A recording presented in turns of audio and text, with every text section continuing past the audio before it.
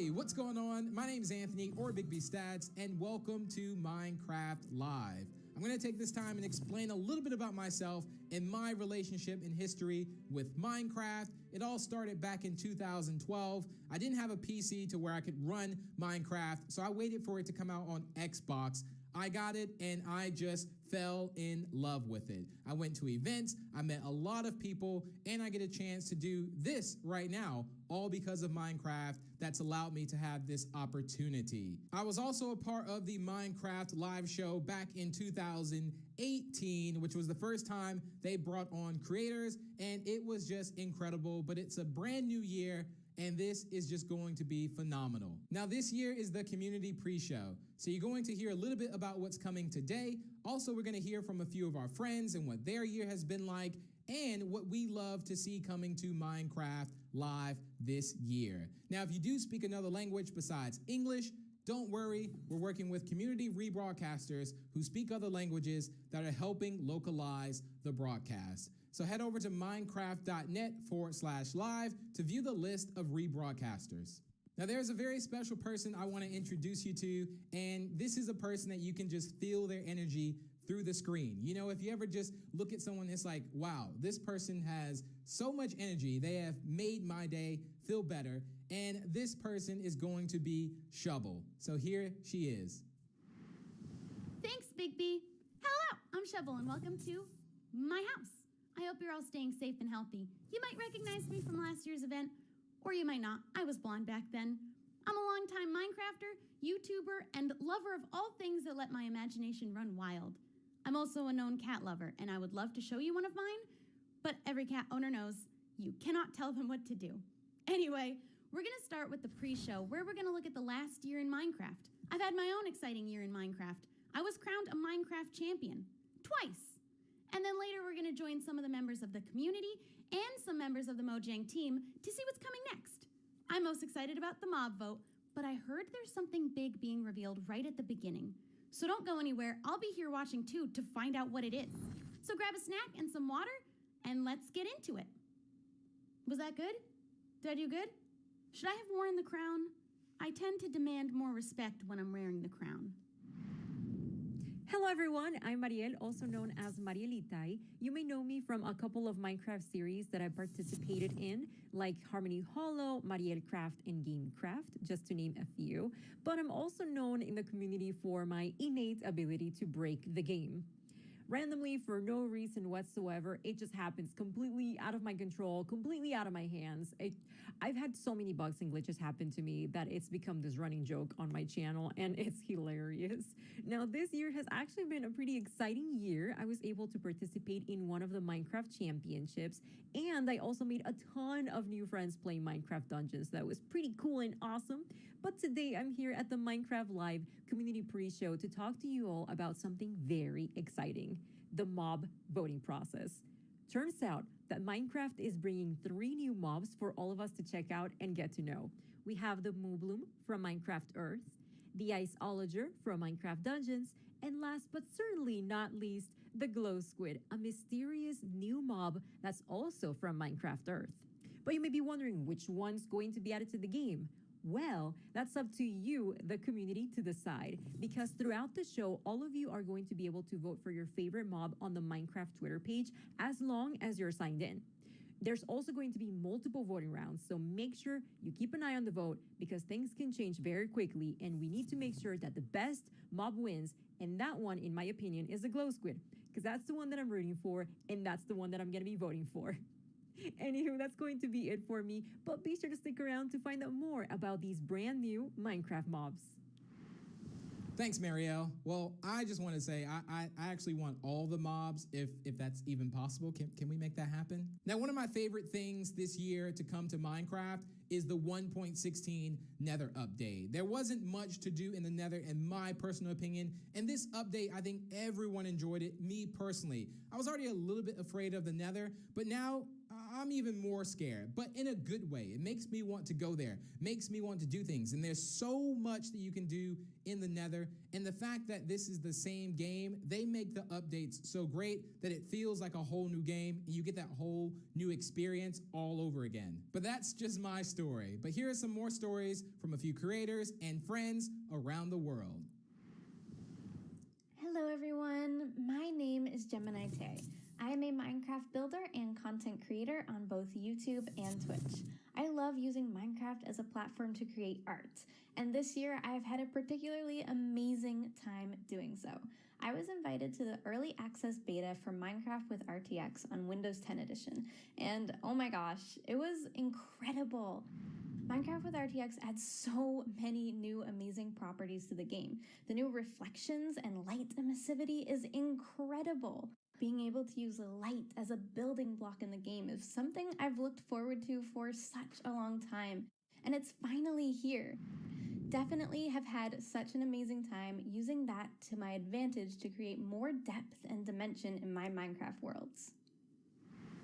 Fala galera, eu sou Forever Play Games, crio conteúdo de Minecraft pro YouTube há mais de 8 anos e hoje eu vim aqui falar pra vocês as duas coisas que eu mais gostei do update do Nether. Então beleza, estou aqui no meu mundo onde eu jogo no modo sobrevivência, não uso o criativo pra nada. E como uma pessoa que joga muito Minecraft mesmo, uma das coisas que eu mais gostei do update do Nether foram os blocos novos. Então se você der uma olhada daqui, eu fiz um portal que vai pro meu Nether, utilizando os novos blocos. E cara, é sério, eu fiquei apaixonado nas possibilidades que a 1.16 trouxe pra gente no termo de criação, cara. Esse fogo azul e essa Blackstone são muito lindos e dá pra você fazer ambientes totalmente diferentes de antes. E passando pra nossa segunda coisa, nós chegamos nos novos biomas. E isso eu acho que foi uma coisa que a Mojang focou muito em tentar deixar o jogo mais vivo.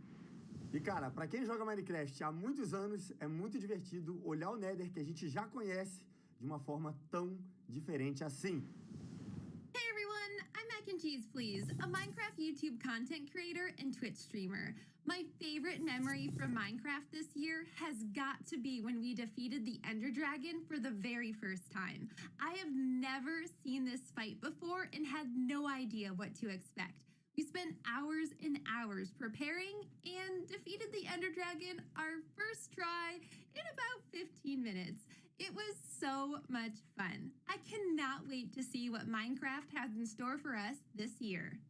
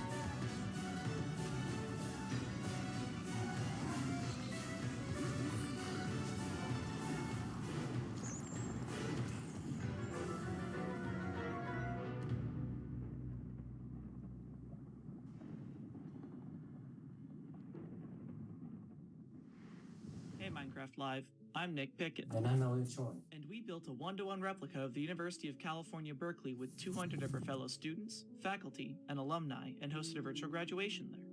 During the ceremony, we had the pleasure of working with the university, a production company, and dozens of our own builders to produce a graduation unlike any seen before. We had 7 speakers join us that day, including our school's chancellor and Minecraft's own Lydia Winters. In addition to the ceremony, we invited the global class of 2020 to a 2-day music festival with over 60 artists performing back-to-back to celebrate. With the help of some of the most talented builders and developers, we hosted it all in a reimagined version of Berkeley's Greek Theater. This project grew to scales that we never expected. On top of all of this, we decided to take all this attention we were getting and put it towards a good cause, which is why we partner with a charity to raise thousands of dollars to support pandemic relief. From all of us in the Blockly team, we hope you're enjoying Minecraft Live.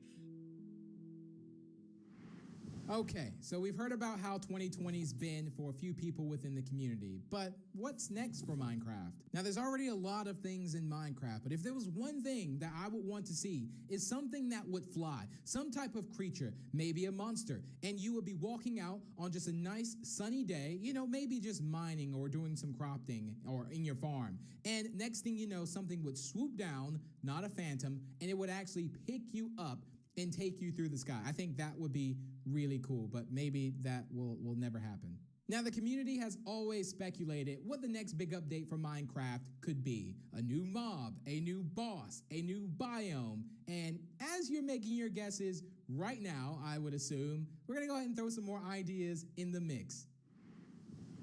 Well, hello there, Minecraft Live. Good times with Scar here, and I am a content creator and a member of the Hermitcraft server, and I have now been playing Minecraft for 10 years. This is my 10-year month anniversary, and what better way to celebrate 10 years playing Minecraft but to hang out with you here at Minecraft Live and to speculate on what we'd like to see added to Minecraft. And way back in the day when they added colored glass to the game, I thought, how cool would it be if these naturally generated in caves as if they were crystals, just colored crystals hanging from the caves just to add a little life, a little energy to the caves. And I thought that would be fun, but let's take this up a notch. Say we're down in the caves and we break open a wall into a gigantic cave with cathedral ceilings, crystals hanging down from the ceilings, and these crystals come in all the variety of colors in Minecraft, and we pick out one that we like. Say we're gonna pick out the orange one, and we knock down that orange crystal, and we can take the fragments of this orange crystal and put it in a torch or put it in a lantern, and we're now casting orange light in Minecraft. That is right. We can now cast colored light of all varieties in Minecraft via torches or lanterns to add more atmosphere and more design possibilities with our builds. Just imagine your builds now, but being illuminated with color light. How amazing would that be? Now, another thing I'd love to see added to Minecraft is some way of auto-loading and ejecting music discs from a jukebox. So now we have colored light in the game along with auto-playing music. We have basically together here created a disco in Minecraft, and that sounds absolutely amazing. So let me know what you think of those ideas, and I cannot wait to find out what for real is coming soon. Hey everyone, it's Crew. We have been huge fans of Minecraft since the very beginning and have so much fun creating videos. From silly build competitions to our epic survival series. Creativity is literally limitless in Minecraft. That's why we're so excited for the Glow Squid. Woo! Ooh, we could build a glowing underwater city. Yes. That'd be so cool. Yes. I wonder what we'd be able to craft. Maybe we'll be able to craft glowing armor. Ooh. I wonder what sound the glow squid makes. Like this. Love, love. I'm gonna make it my pet. Okay. Bye. 안녕하세요, 마인콘 시청자 여러분들. 저는 유튜브에서 마인크래프트 채널을 운영 중인 램램이라고 합니다. 저는 8년 동안 마인크래프트를 즐기고 있는 만큼 저에게 있어서 마인크래프트란 제 일상에서 정말 큰 부분을 차지하고 있는데요. 올해도 굉장히 많은 컨텐츠를 녹화하고 업로드했는데 그 중에서 야생 관련 컨텐츠와 팬분들이 직접 만들어주신 컨텐츠들이 기억에 많이 남습니다. 마인크래프트에는 여러 바이옴이 존재하는데 그 바이옴 특색에 맞게 새로운 블록 아이템들과 몹들이 더 추가됐으면 좋겠습니다. 특히 바다를 굉장히 좋아하기 때문에 마인크래프트 바다에 더 멋지고 예쁜 블록과 강력한 보스몹이 추가되길 바라고 있습니다. 이상으로 여러분들에게 저 램램도 알리고 마인크래프트에서 보고 싶은 여러 가지들을 말해보았습니다. 항상 저에게 좋은 추억을 주는 마인크래프트 정말 감사하고요. 여러분들도 계속해서 마인크래프트 라이브쇼 많이 시청해주세요. 그럼 안녕! Hello, my name is 𝐸𝐴85 and I'm a Minecrafter, and today is a big day. It's an omega big day today because it's one of these days where we get to know the latest and the greatest surrounding Minecraft. Now, being a big action RPG fan, I've obviously been completely stuck with Dungeons since it came out, and we've already got lots of new stuff. Like we got the winter update, we got the jungle update. I wonder if they're gonna make another like themed upgrade, maybe mountains, like Dungeons goes Everest, or or maybe an oceanic update. That'd be kind of weird, swimming around underground and stuff like that. Anyway, personally, I'm hoping for two things. I'm hoping that we'd be able to customize our little character a little bit more, like the visuals of the character. I'd love to see like being able to get a skin that's outside the game into the game. That would be absolutely amazing. And I would really like to be able to change up that little base area, add things, maybe put things on the wall. You find a cool sword, put it on the wall, memorize it. That would be absolutely amazing. You know, that's a very good point. I wonder what's coming next in Dungeons. Well, I guess we'll have to see. Thank you from me and everyone you've seen so far for watching the pre-show. Minecraft Live is just about to start, but we're such a small part of this community. So let's see some other great moments from this year in Minecraft. Thanks, everyone. Bye! I earned this crown the last time. I get to wear it until I am dethroned, which means I can wear it the whole time until then. There's a lot more rainbow because it is in honor of it being Pride Month. Was geht ab, Leute? Heute spielen wir Minecraft. すげえやばもう完全にここにあるよ本当にだってもうズームもできるし So I don't know if I mentioned this already, but I really want to use the real Minecraft hearts that come out from the pets when you give them a treat. So I just went into Feather Adventures and I made a green screen inside of the dog's house and for feathers as well. Así es, llegamos con el Nether Update en donde van a agregar nuevos biomas, animales, mobs. Hasta puede haber alimento ahí dentro del Nether. Cuando se nos hubiera ocurrido eso. Así que va a estar muy buena esta actualización que al fin llegó. I mean, how can I not get excited about transforming the look and feel of Minecraft from this scene with RTX off to this with RTX on? What the? 睡衣妹妹，思念的幻影。我说呢，我一睡觉来一小老妹儿，这是啥意思呀？ Oh, they're there! The little beasts are there! A new animal! This is kind of blowing my mind. What a cool update. 我乃齐天大圣孙悟空是也，身穿黄金锁子甲，头顶凤翅紫金冠。 脚踏藕丝步云驴。 They've added these new adventure crystals that allow you to experience adventures in your home, in your backyard, or wherever you are, instead of needing to go out and discover them. 这个吃瓜亭呢，也应吃瓜群众们的要求啊，把上面的这个不对称棋盘换成了好多的瓜，同时可以有6个人在这吃瓜呢，想想。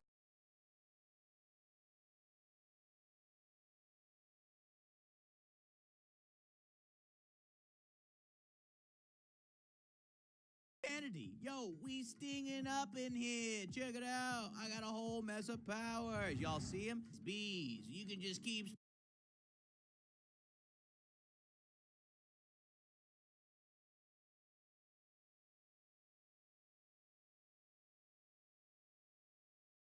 spawning in all these bees. I'm literally just right-clicking constantly. Now the bees that... 마인크래프트 던전스 굿즈. 아, 이렇게 봐야 되네. 개봉해 볼게요. 두두두두두. 자, 오! 야! Get up, I have like... I found the mobs. I found them. I think we found them. Excuse me, I don't appreciate.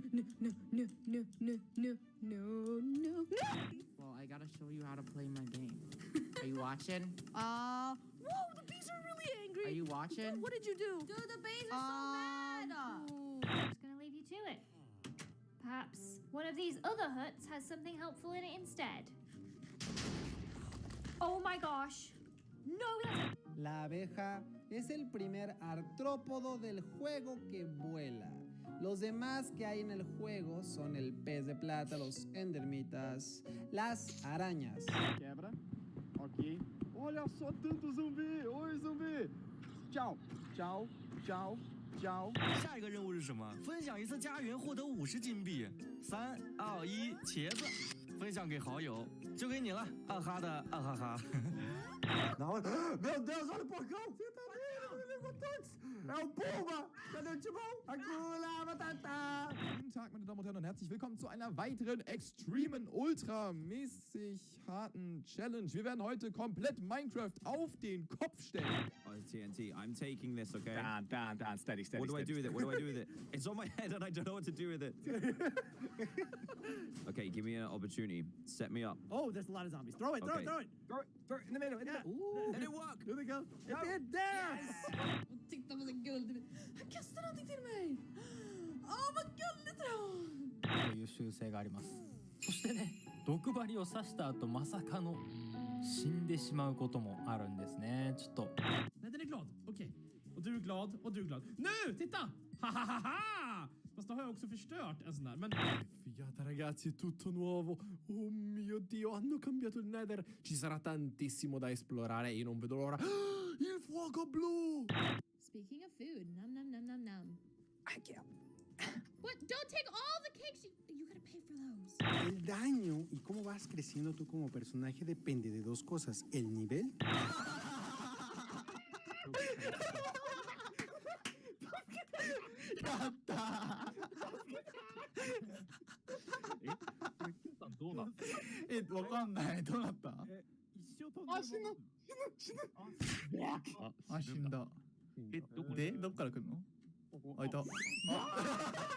There they are. Look at them. Oh, they are so cute. And that, right there, ladies and gentlemen, is our first bee nest. Look at that. I love seeing like the haze, the light beams. Oh no! I believe. Teleport to Spoonerism? Where did you die? Why would you want to teleport to me? Oh, I'm doing it now. Oh no. I'm alive! What? Cause I want to swim, and when the waves come crashing through, oh, I will let them pass around me, cause I feel so safe with you, and I want to feel at peace.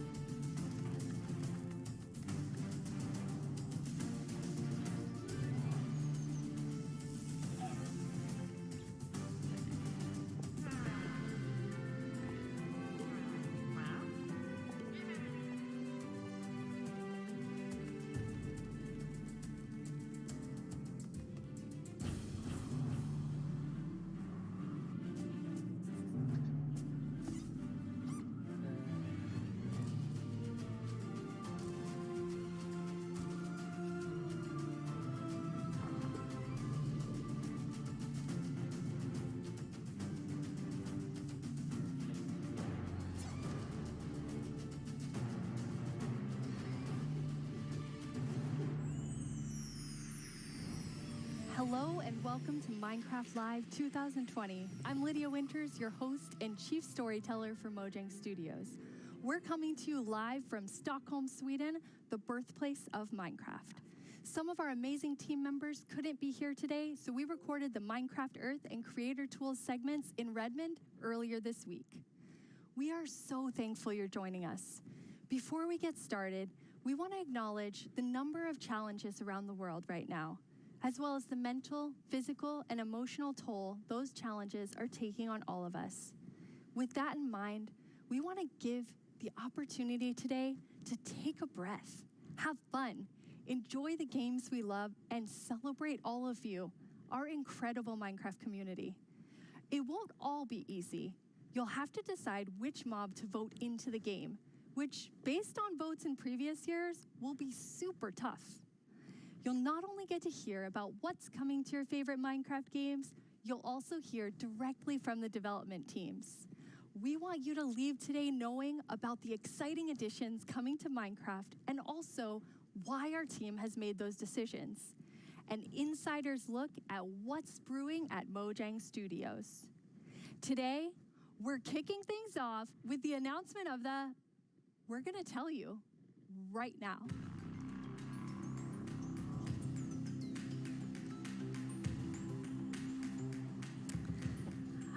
Hi, Agnes and Brandon. Hi. Hello.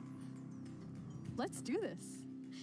So, okay, the next update is the update that we know that so many of you, and well, so many of us as well, has been wanting for such a long time. It's the Caves and Cliffs update.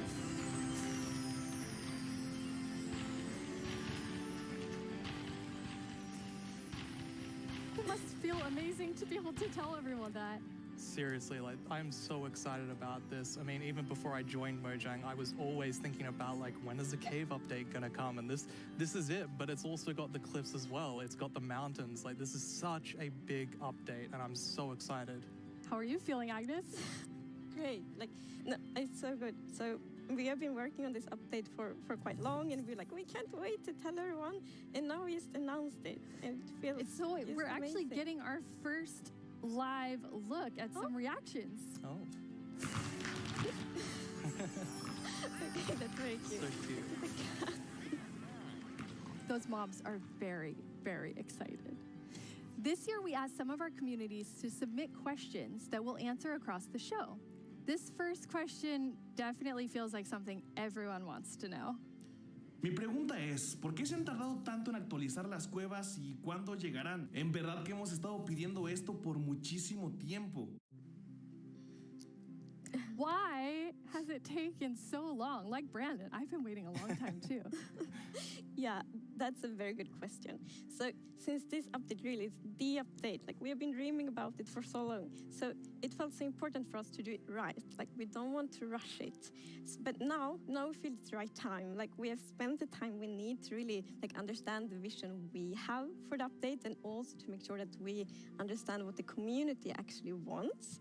And we've also like planned around it to make sure that we really can work together with the community to make this and like as epic update as possible. And we have also hired some new amazing developers to the team. And you're one of the amazing developers, Brandon. Yeah, I joined this year in January, and I actually came from the community. I used to do modding for 10 years. One of the first mods I worked on was the Aether, which is like a dimension that had sky islands and stuff. And yeah, I'm just so happy to be here and work on an update this epic. I'm so happy to have you. We have another creator question. Hi, I'm the Pink Diamond Diva, and this is my question. Are you making the caves more advanced for older players so they can mine deep, or are you making them more accessible and easy to navigate for newer players? Such a great question. Yeah, I mean, with this update, we're making sure that we can have as much variation as possible within the actual caves themselves, but we want to make sure that the old caves are still retained as much as possible to keep that classic feel. Yeah, and we really also looked into to make sure that we have something for everyone, because you know we have such a huge community, and it's also a very diverse community, and that's such a beautiful thing. So we really want this update to have something for everyone. So actually, we made sure to map all the features in the update to different player styles to really see that we fulfill that goal. That's so cool. And you had such a big thought process on how you decide what even goes into an update this big. Yeah, we have spent quite a lot of time on just making sure that we have a very good like fundament for the update. For example, we did the player style mapping, and we've also worked with design pillars. So the design pillars, they kind of describe the vision of the update. So for example, they help us when we like prioritize between different features, and also when we design each specific feature. And we have 3 pillars for this update. And the first one is actually all about like the spectacular mountains, the snowier snow, and the mischievous goats. Because at last year's live, the players voted for these features, and we felt like it's so important to deliver on that promise. So we actually wanted to have it as a pillar.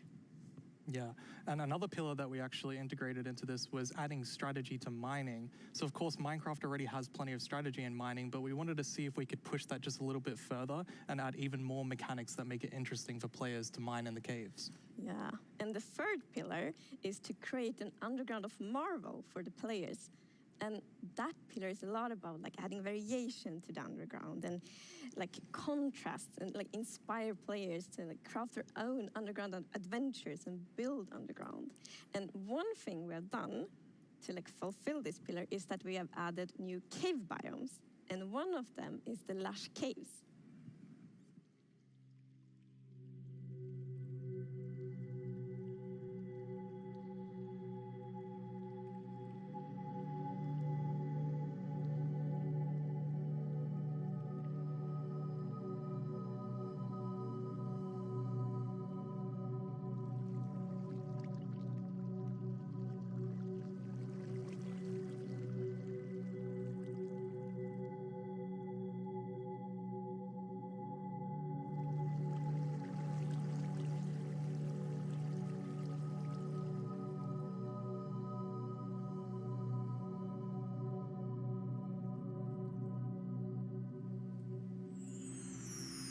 So beautiful. It doesn't feel cave-like.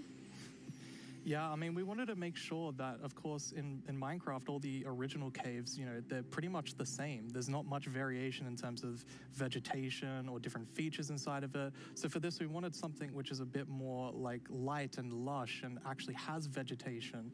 And I mean, I think it looks amazing. It's gorgeous. What was the inspiration behind it? So we were thinking about, okay, so how should it feel when you're in a lush cave? And we wanted to be like, so you feel like very tiny inside like a big garden or big forest. So like when you look up, it's actually like vegetation above you, it's vegetation around you. And one source of inspiration we had is actually a Swedish painter called John Bauer. Because in his paintings, it's always, or often at least, like a tiny character, and then it's like huge forest, and you see like the bottom of the trees because the vegetation is like so big compared to the character. And you're adding so many new plants in the lush caves. Yes, so I don't know if you saw, but there was this new tree that was actually above on the overworld, and this is called an azalea tree. So it's a unique type of tree that it'll be easy to spot for players, and if you actually find this and start going down its roots, you will find a lush cave there. So this is another part of adding strategy to mining, where there are certain landmarks which will allow you to understand what you're doing in the game. That's cool. And another one of the new blocks is a block called Spore Blossom. And it's that you maybe saw it in the video. It's a big pink flower that you find in the roof of the lush cave. And it will drip particles from that flower, but it will also actually feel like a big volume around it with particles. So it's similar to the particles that we added to the nether biomes in the nether update. But the cool thing here is that you can move the flower if you want to and get these particles anywhere you want in your world. So you can actually be very creative with that. That's so awesome. And the lush caves have a real glow to them from one of the plants. Yes. So there are vines in the lush caves, and they have glow berries on them. And these are actually a light source. And you can also pick them and eat them if you want to. Nice. Yes. And another plant we actually have is the drip leaf plant. And you can actually see that they can kind of grow from like water or anywhere else. And they grow quite tall, but they have like a little plant on the top that you can actually hop onto. So the idea of the mechanic behind it is that the leaf will actually tilt down when you stand on it too long. So this will actually make you fall through. However, after a few seconds, it'll come back up. So it's kind of this like platforming block that allows you to just, continue platforming over and over again, which I hope is really exciting for, content creators making maps. Yeah, you can build like your own platforming levels, and then they will repair themselves. That's kind of neat. It's so beautiful in there. And there's actually a mob coming to the lush caves. Yes, there is. But we will actually not tell you about this mob now, because in the end of the show, we will show even more features coming to the Caves and Cliffs update. And then we're going to show that mob. This is the first time we have so much that we're actually splitting the update section into two, at the beginning and towards the end of the show. It's amazing. Yeah, it's exciting. You've also worked on improving the cave generation. Yes. Yeah, so as you can see here, I mean, this is drastically different to what caves used to look like. And there's definitely still the old style of caves, but we wanted to make sure that there was much more variety in the sort of caves and the shapes and the sizes you could get. And even here, you can see that there's some water underground. Yes. So we actually added something we call local water levels. So in one cave you might find like a cave lake, and another cave might not have that one. And this also means that we get naturally generated waterfalls, which is so pretty. And it also kind of gives like new ways to traverse the underground. We can actually go cave rafting. Yeah, so you'll see in a bit that our player here will actually use a boat to raft.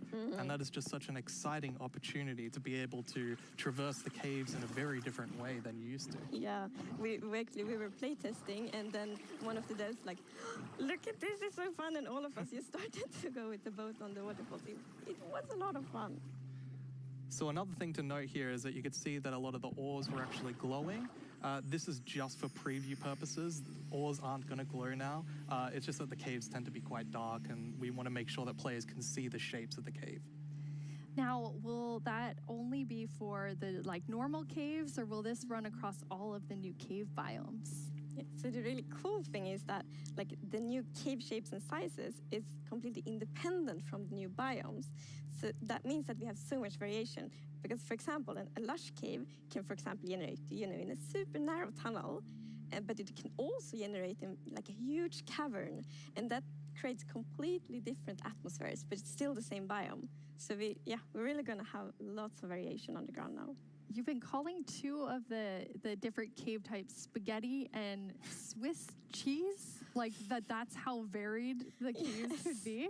Yes, I mean, there are so many different variables of how the variation works, and I mean, it has even more variation than the overworld itself. It's just crazy. It's a lot. Yeah, some of the caves, for example, have really cool pillars, and some are more like flat, some are tall.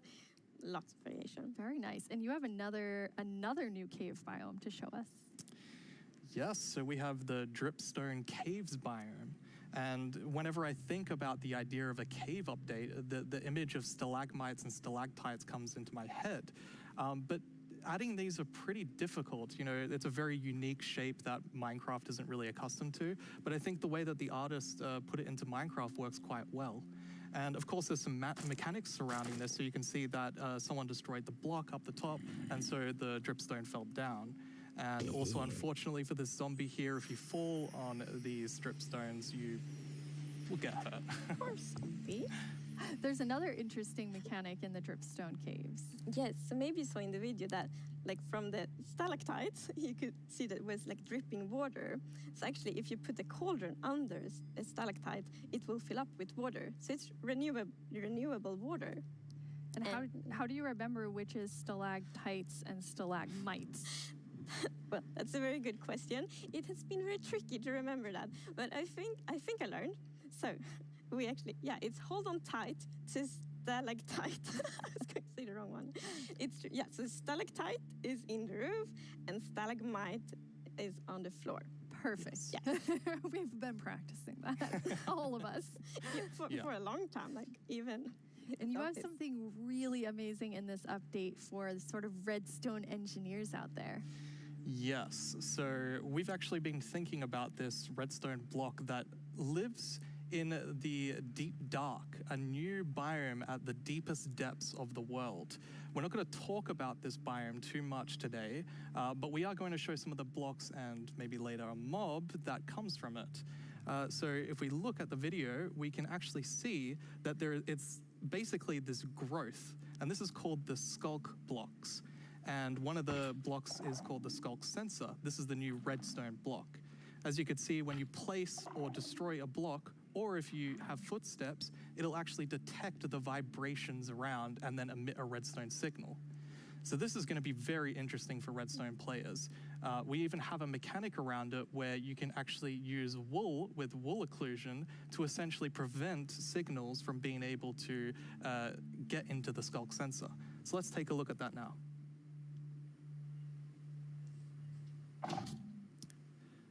And as you can see here, I walked next to the skulk sensor, And it's actually kind of doing an infinite loop where the piston is causing a vibration and then it's activating the skulk sensor and going over and over again.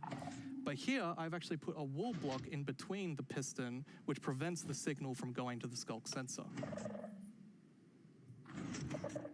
This can allow you to even do sort of directional skulk sensors where you can put wall blocks on each side and only allow it to detect vibrations in front of it. And vibrations can be so many different things. You know, it can be a snowball hit, it could be an arrow, it could be footsteps, it could be blocks, anything. So cool. Yeah. And another thing, we had a bit of a happy accident with this because we realized that we get wireless redstone thanks to the skulk sensor. Yes. So, and we didn't even plan to add it, but then when we started playtesting, we're like, wait, we got wireless redstone, and that's so exciting. And well, you can just build so many cool things with that. It's gonna be exciting to see what the community will build. Yeah, you're really looking for community feedback to make sure this feels great for everyone. Absolutely. I think because this is such a unique mechanic, we really want to make sure that we get it right. And, you know, we love the redstone community and we want to make sure that we do it right. So any feedback you have, any ideas, send it to us and we will work with you to make this the best block that it can be. And now, we said there's another mob coming later, but I think it's time for a new mob coming to the Caves and Cliffs update. It is. And this is a very scary mob. And it lives in the deepest of the underground, in the deep dark.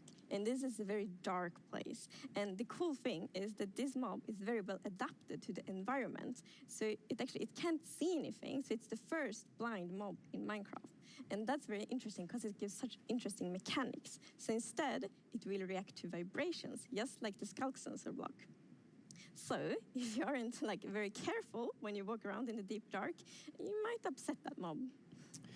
Yeah, with this mob, we really wanted to make sure that we kind of recaptured that feeling of the first night of Minecraft. And we can often forget that Minecraft can be a pretty scary game. So we wanted to make sure that we kind of go back to that. I mean, caves can be scary, they're dark. And all I'm gonna say is that when you go into the deep dark, I wanna make sure that you're very quiet and watch closely for the warden.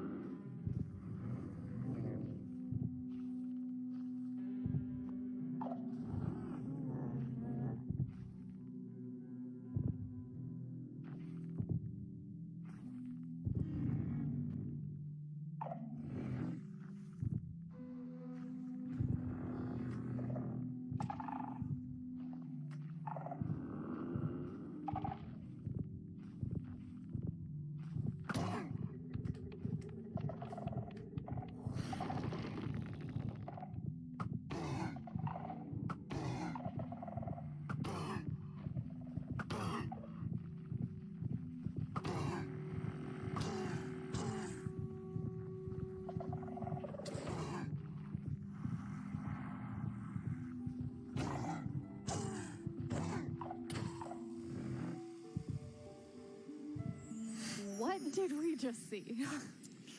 It's a very different mob. I'm really excited for this because not only is it trying to be scary, it's, we had to keep a balance to it. It was very challenging to design a mob like this.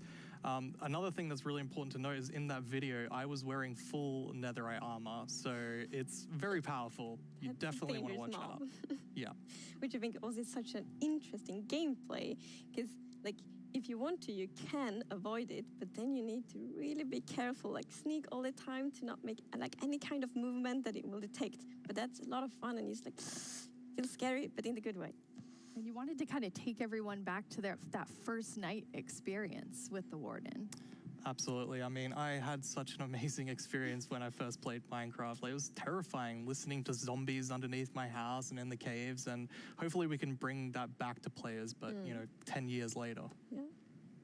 But that would be just amazing, because you hear so many lovely first night stories. It's such a big thing, and I mean, I'm also very fond of my first night in Minecraft, so we hope to give that experience again.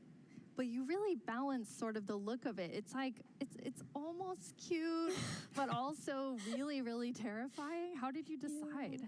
We actually worked a lot on, how does scariness look in Minecraft? Because we wanted to be very scary, and we didn't want to take away from the scariness. But we felt, let's add some derpiness to it. So it's like a mix. So for example, we added the mouth. I love the mouth. And some actually reacted like, oh, it's so cute, which I think it's more scary, but I think we find like the perfect balance. Yeah, absolutely. It really has character. Yes, definitely. Well, you've been sitting up here. You just announced an update that everyone has been waiting for, and we actually have some tweets that have come in. Oh, that's awesome. Okay, that's amazing to see. So much excitement. Oh, even more tweets. So it's lovely. It's like we really developed this game together with the community, and now to see that people are so happy, that feels so good. Yeah, honestly, it's such a privilege to work on a game like this and an update like this, and we just love this game, and we want to make the best update that we can for everyone. Yeah. Thank you so much, Agnes and Brandon. That was a lot of amazing new things. Don't forget that we have another segment full of even more cave updates later on in the show. Now let's head over to our Minecraft Live correspondent, 𝐕𝐢𝐝. I hear he has a first look at something you all voted into the game last year.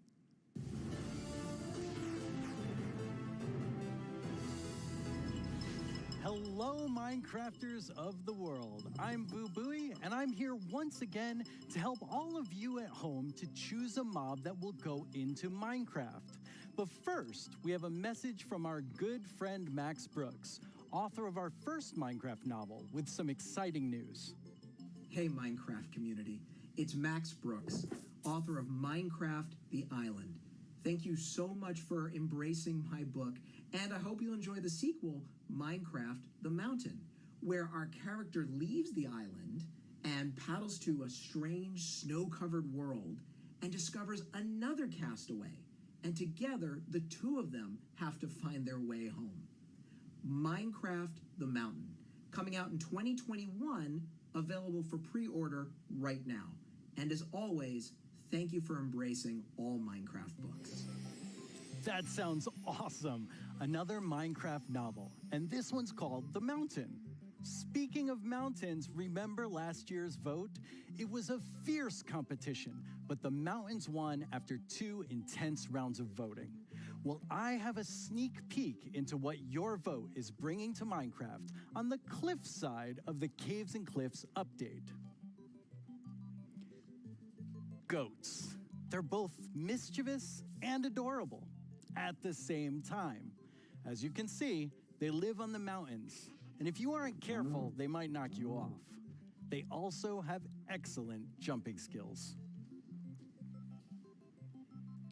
We'll also get better mountain generation with spectacular and more dramatic mountains with height-dependent generation.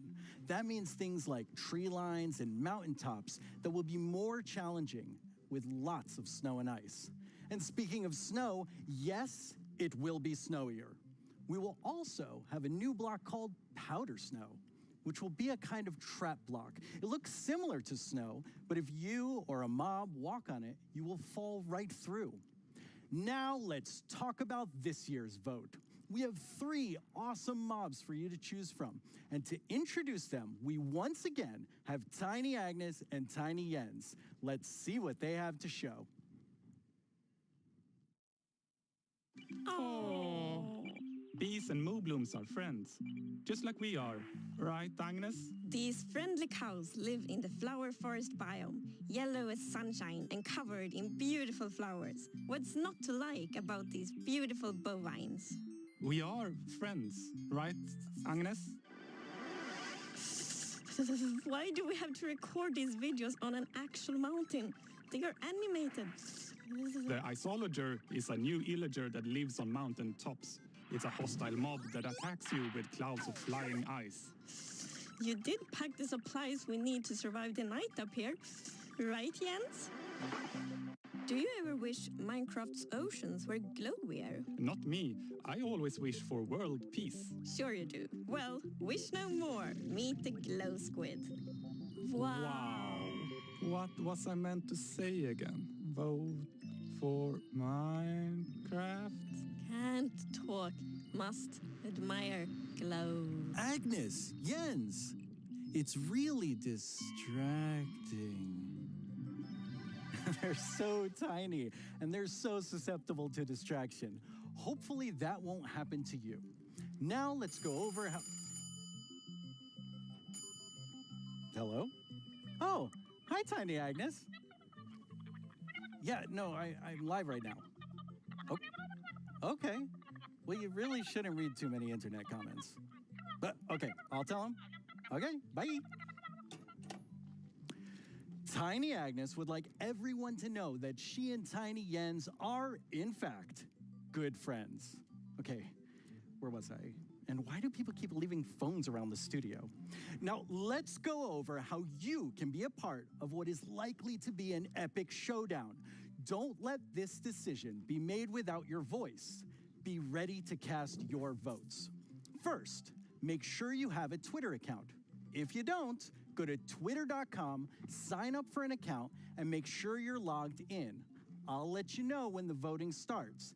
Then you'll need to go to the Minecraft Twitter account to find the latest poll. Think carefully, debate with your friends and family, make a decision, then click on the mob you want to make it into Minecraft. There will be 2 voting sessions, and I'll let you know when each one begins. For now, just be ready and keep dreaming of victory for your favorite mob.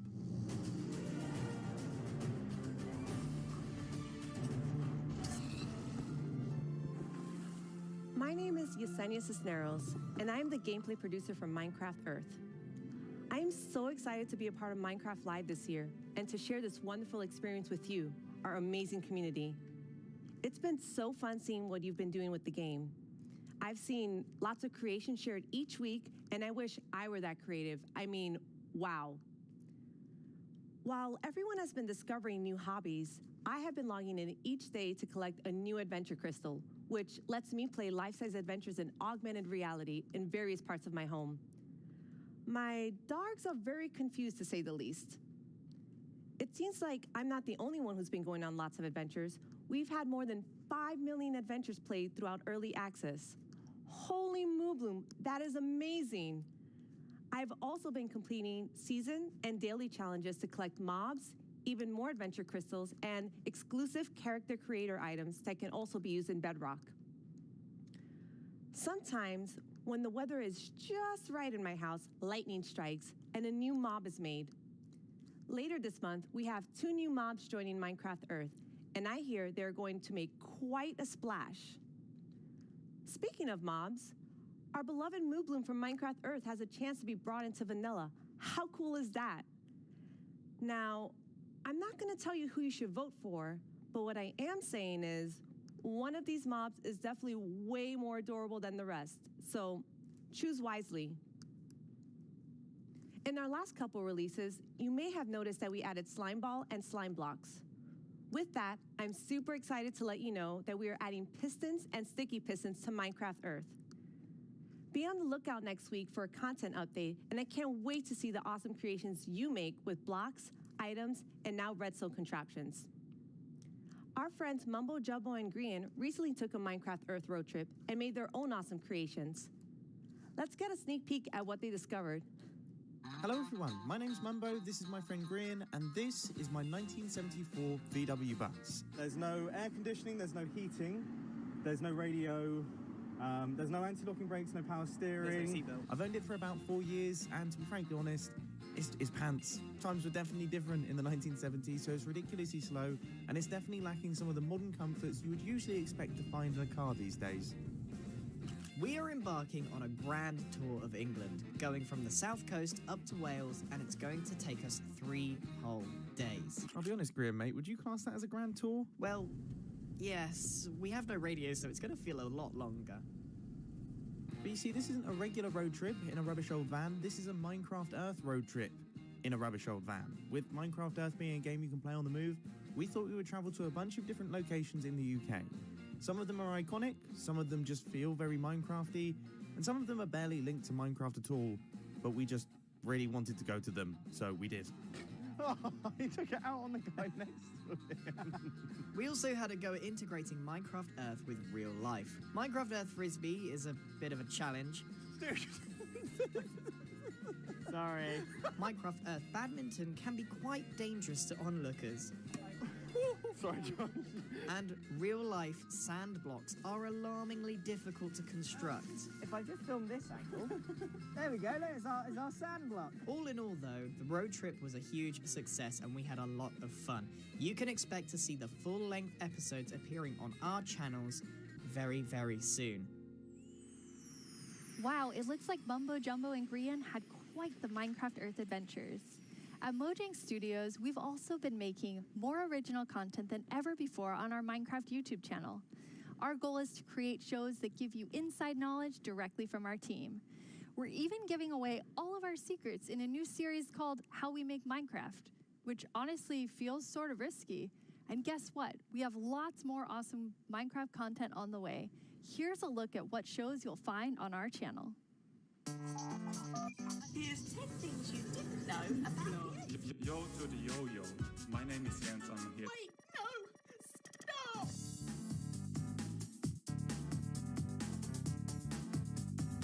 How can Steve punch cactus without getting hurt? I know cactus has pricklies, but punching a tree probably hurts too. Everyone just starts panicking.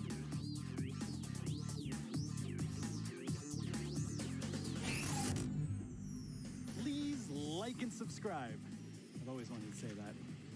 But really, you should. It's good stuff.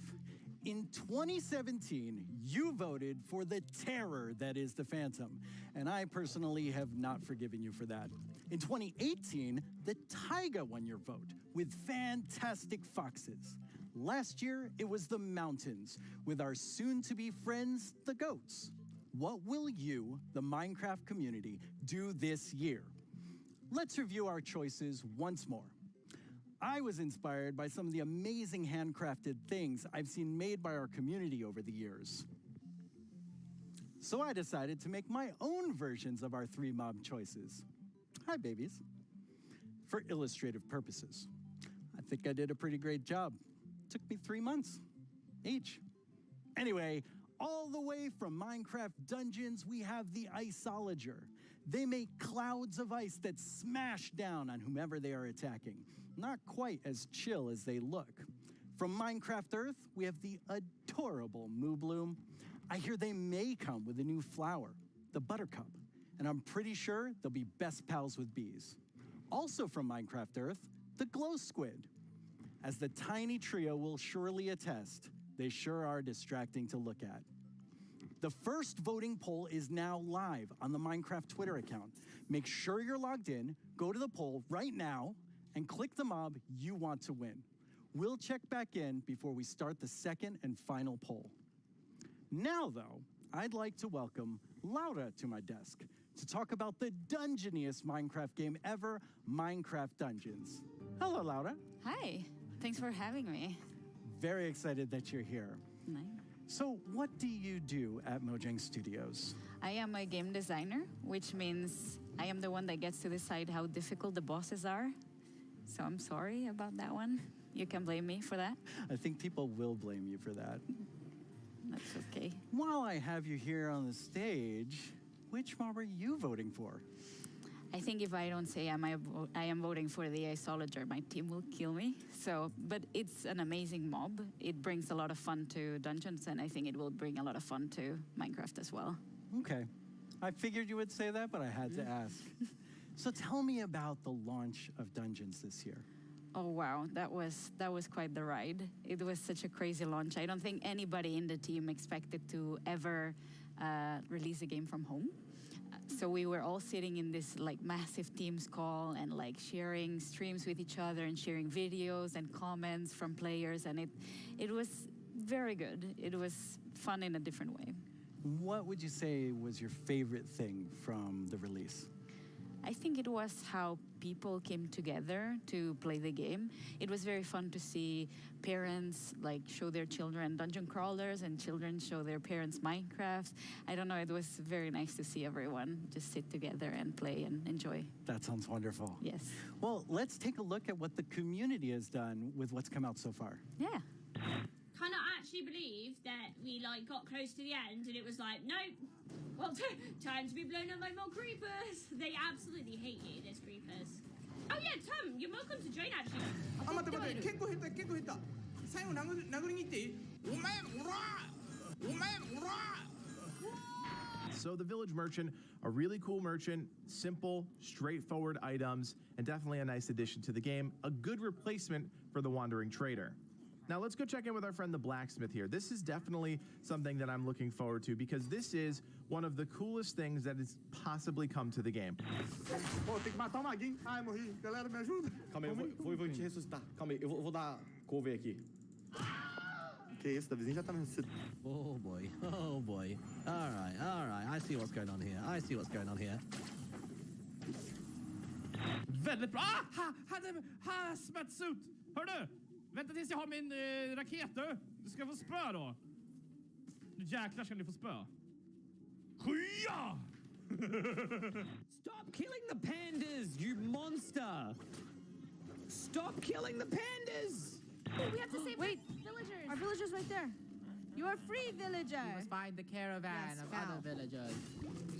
Ooh, I got invisibility potion. What is that? 와, 맵 엄청 많이 생겼네 이번에. 자, 크리퍼까지 깼고 늪지, 목장, 협곡, 레드스톤 광산 여기 거의 끝판대장급 아니야? Holy smokes! Boom! You right? Yeah. I put my Oh, look! There's a pig. Kill the pig! Get the pig! Oh no! Red! Oh god! That looks so fun. Yeah, it's so cool to see people have fun with the game. And it's fun to play and watch. Yes, I hope so at least. But this week, you also had another launch. Oh, this month it's been a crazy month. Like we haven't stopped doing things, I feel. We released first the Creeping Winter together with our new merchants and the new daily trials, which was awesome. I hope everyone loved it. We launched for xCloud, so now people can play on mobile, which is so fun. I really like that. And this week we just launched in China, so now we get to welcome our Chinese friends to the community, and I am super happy about that. That's really exciting. Well, now we have a question from the community for you. Right. ということで、私から質問です。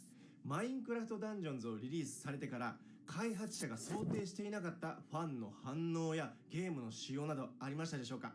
また、マインクラフトダンジョンズの今後について教えてください。今後、どのようなコンテンツがリリースされるのでしょうか？ぜひ教えてください。よろしくお願いします。 Okay, he kind of snuck two questions into that. Yes, but they were great questions, and thank you for sending them. Regarding the first question, I think we were very excited to see how fast people found the secret mushroom level.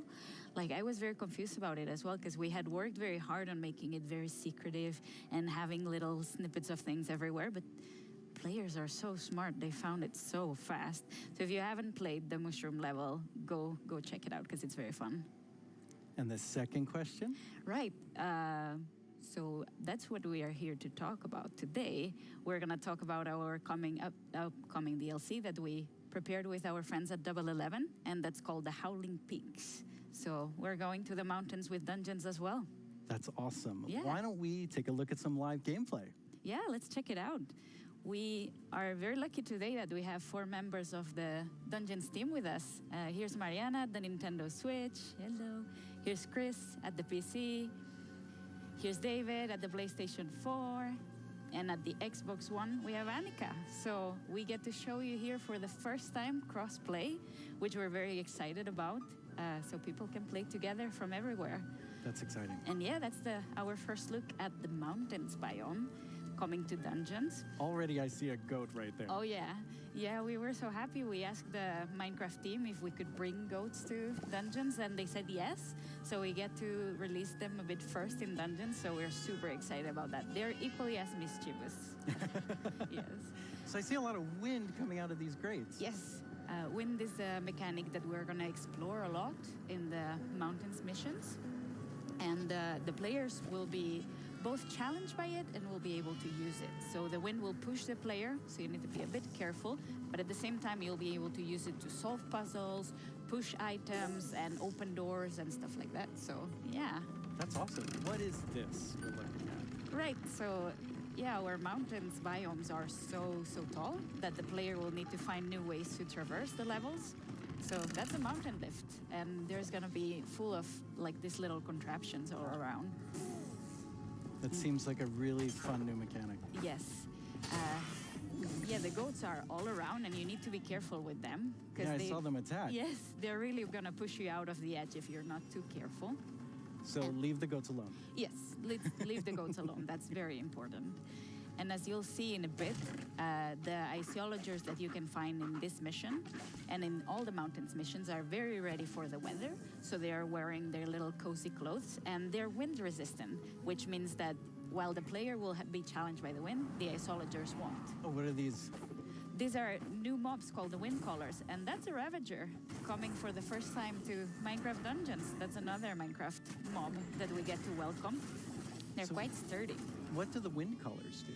Right, the wind callers spawn a draft of wind right under the player, and they push the player up, so the player gets fall damage. Okay. It's very important to deal with them quick or run away, because they're gonna be painful to combat otherwise. Well, they're doing a pretty good job against these wind callers. Yes, our adventurers are strong. Okay, Ooh. there are 3 Ravagers. Yeah, that's gonna be an interesting one.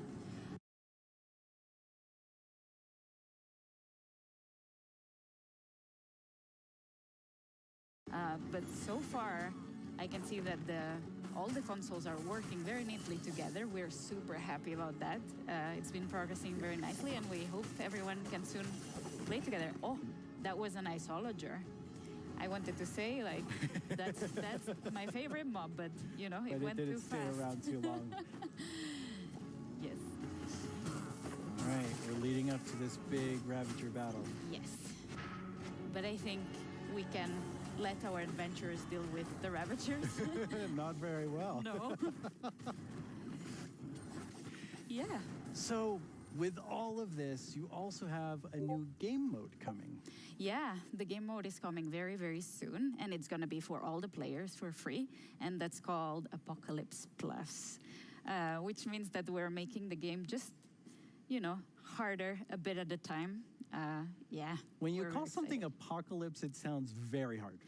Yeah, and Apocalypse Plus means that it gets even harder. So hopefully players get to find new challenges, and we found different ways to tweak the balance so the challenge is different every time. But, okay, that's a lot of stuff. You're working on even more new things for Dungeons. We're working on a ton of stuff. I feel we've been so busy. It's crazy. But yeah, we have today a little video with a lot of work in progress. Work in progress, though. Very work in progress. Yes. But yeah, I think we should look at the video. Wait, that's my line. I'm sorry.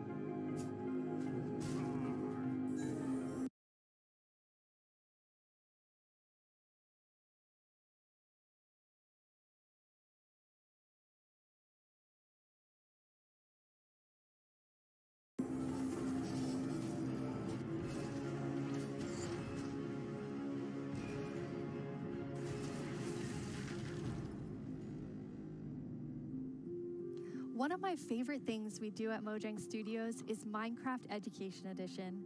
Students around the world are able to learn in exciting and interactive ways using the game as a learning-based platform. Students and teachers in 115 countries around the world are able to collaborate, learn, and share together. Minecraft has always been a way to connect people, and we've seen that now more than ever with Minecraft Education Edition being used in remote learning. When you're in the game, you don't have to feel so far away from your classmates. From creating graduation ceremonies in Japan, to creating first date orientations for American universities, to teachers doing virtual meetups, we've seen students and teachers using the game in incredible ways. Today, we're launching our first ever Minecraft Education Edition Global Challenge for students around the world to build a better world with us. Over the past few months, we've seen wildlife roam through cities while humans stayed inside.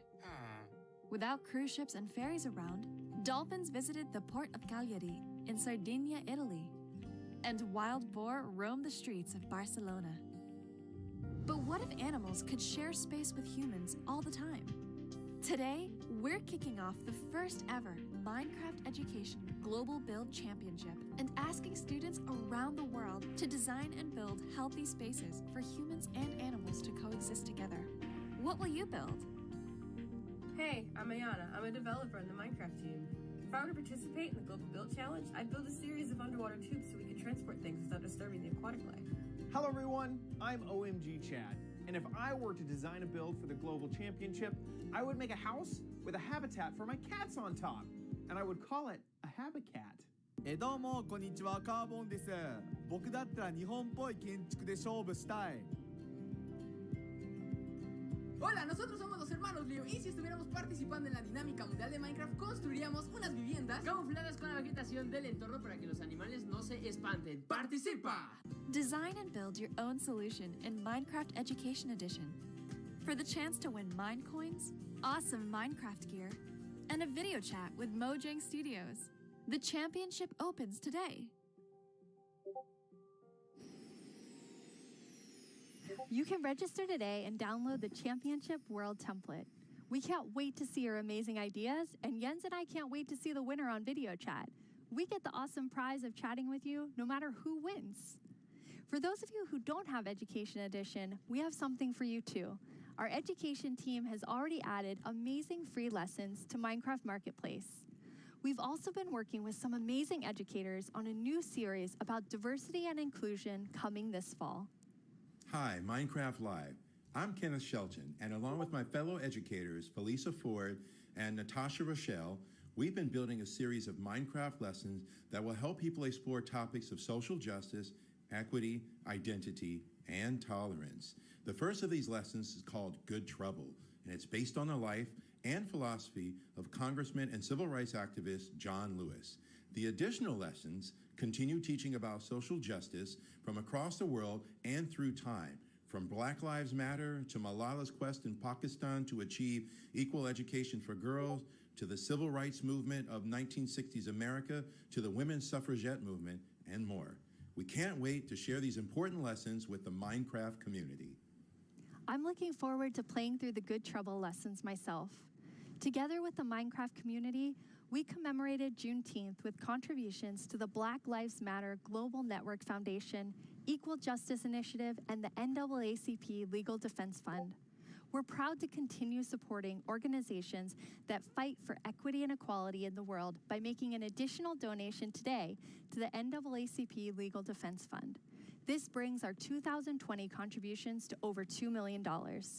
Beyond this, we continue to look within our company, our products, and ourselves for how we can help create a more inclusive world.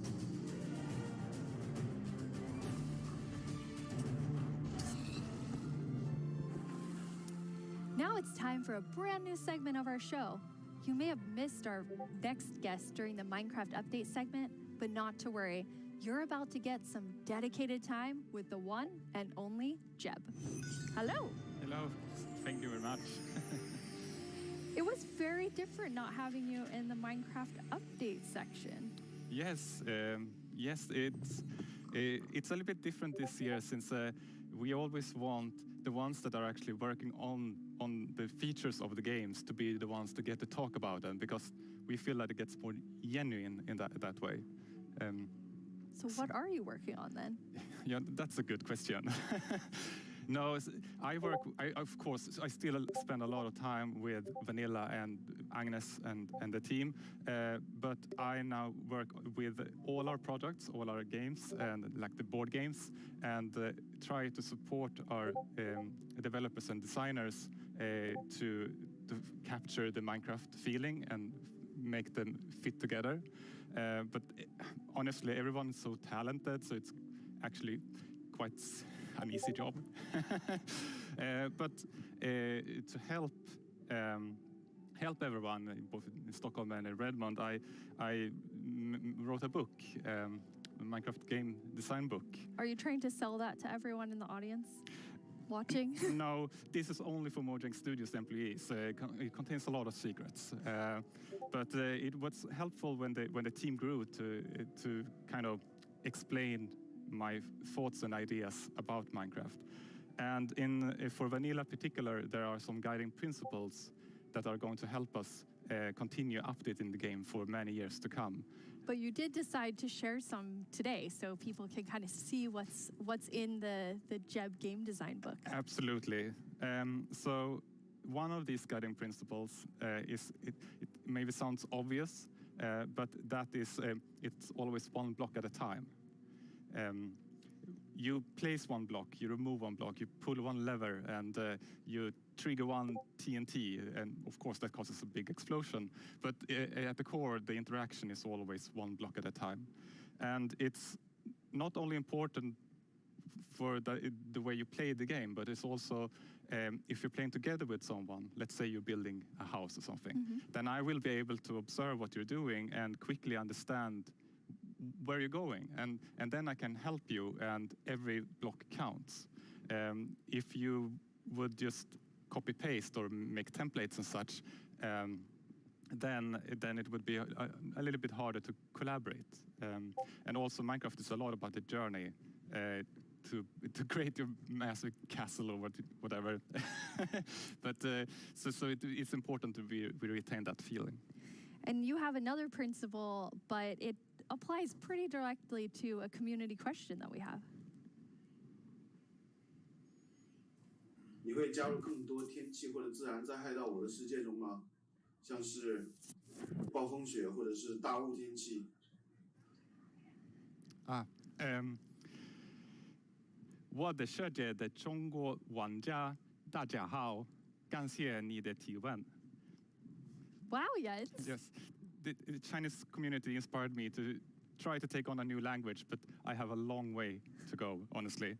But about the question, if we're going to add things like natural disasters, that kind of contradicts one of our other guiding principles, that bad things happen, but they're technically the player's fault.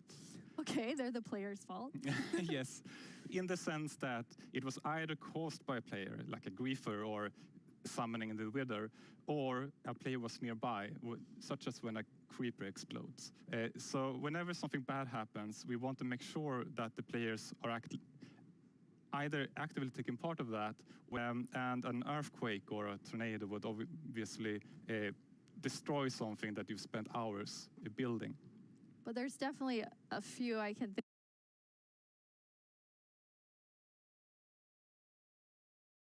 think of that maybe fall outside of this principle.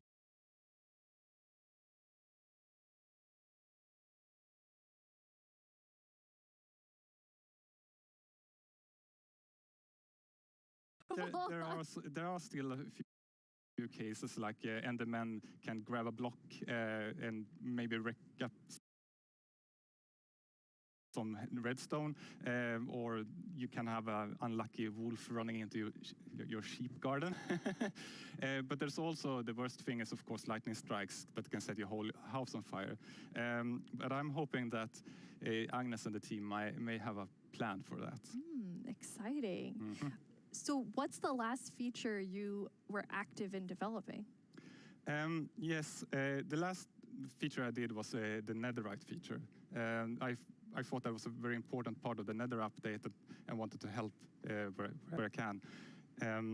But I don't want to. Since I'm working with so many different projects now, I don't want to do something halfways and then kind of leave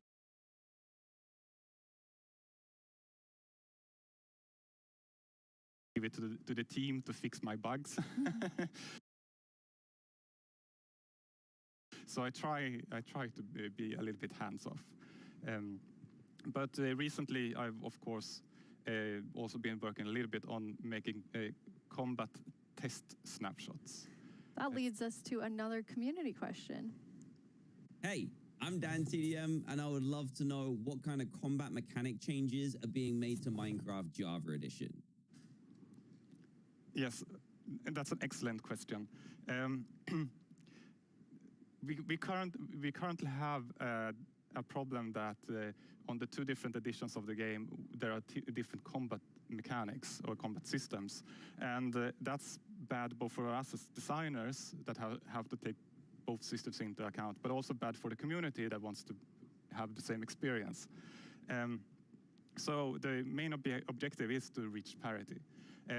But I still want to make sure that we make a system that is kind of fits with the building and that doesn't distract too much from building, but still gives us this depth that allows us to design interesting behaviors. Also, I want to make sure that it works good in both player versus environment. That means adventuring and players versus player. And I want to make sure that it feels good playing both with mouse and keyboard. And when you're on a controller, you don't get tired by frequently pressing the trigger. And we also want to improve touch, like the touch experience. So it's a lot to do. But you said you weren't working on feature development, but yeah, then it's you true. are working on combat? Yes, I mean, of course, it's a little bit hard to keep your hand out of the feature cookie jar. But in this case, I also felt that this was an area where I could help the team so they could focus on doing the content updates. But at some point in the future, I will, of course, dump this on the team. Okay, so exactly what you said you Yes, don't want to do. Yes, and they will have to carry it over the finish line. Yes. Nice. Now, speaking of combat, we just had a really cool announcement about Alex and Steve coming to Super Smash Brothers. Yes, and that is so amazing.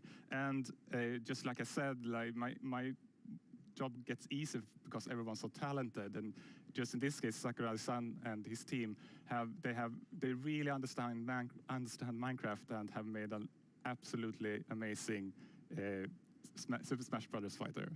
And Sakurai has also made a really amazing video for all of us in the community. マインクラフトライブをご覧の皆さん、こんにちは。大乱闘スマッシュブラザーズディレクター、空の桜井正宏です。スマブラにマインクラフトのダウンロードコンテンツが導入されます。スティーブやアレックスが参戦することが決定し、マインクラフトライブ前に特別放送をお届けしたのですが、見ていただけたでしょうか。もしまだの方はぜひご覧ください。スマブラであることを忘れるぐらい、マインクラフトのスピンオフとしても相当にすごい踏み込んだ表現を行っています。発売までもう少しだけお時間いただきます。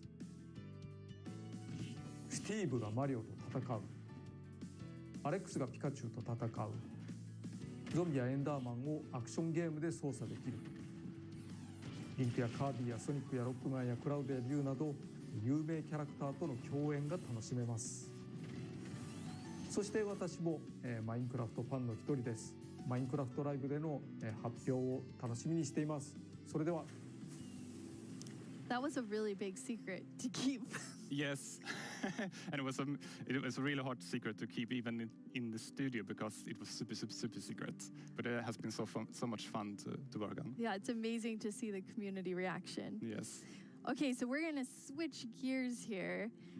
You have a sort of famous saying within the office, which is the world would be a better place if everyone played Minecraft. And why do you think that? Yeah, I suppose the quote has kind of gotten a life of its own. It definitely has. But yes, I think Minecraft unleashes people's creativity and helps them collaborate, but also teaches them things like geometry, languages, and maths. So yes, I do think that the world would be a better place if everyone played Minecraft. But I know that you also are very engaged in building a better world.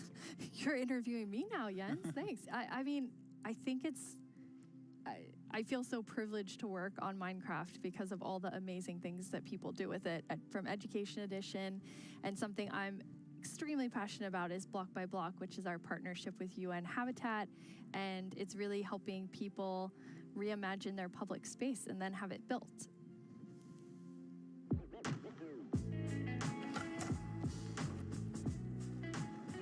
I love this place. It's such a nice area, but it has not always been like this.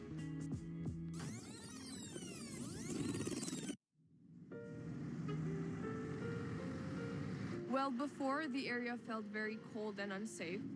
Basically, it was just an abandoned place. Block by Block is a program created by Mojang and UN Habitat where we use Minecraft to help community members redesign their neighborhoods. Kosovo has been impacted by years of conflict, and in those situations, we often see communities divided and public spaces neglected. It was a really cool project because even the little kids like me could help out with make the city a better place. They got to use Minecraft to sketch and try different solutions about how the space could be improved. It was very fun because you felt like to be able to help the city while just playing. After that, the ideas were presented to local architects and city planners, and later that year, construction started.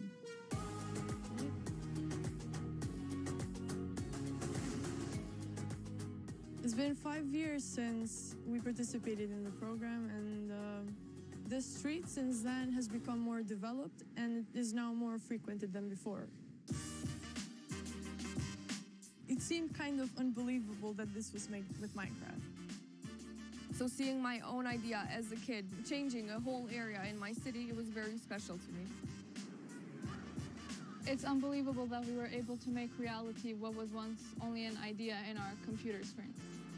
Finally, decision makers have changed their perspective because maybe they realize that we can make a change. In a democracy, you want the people who live in that community to be asked about what's going to happen in that community. So this is a perfect example. The community was asked, the community decided, the community designed, and the community is using it. I'm probably going to be like really happy and be like, hey friends, I made this. I walk here almost every day, and every time I see it and I see a lot of people spending time here, it's a very gratifying feeling. I just hope it will become real as soon as possible. So the reaction of the community was great, and to me it was a great feeling which I'll never forget. I came up with a skate park idea and some trees surrounding the park. It is possible to change the world and make your dreams come true.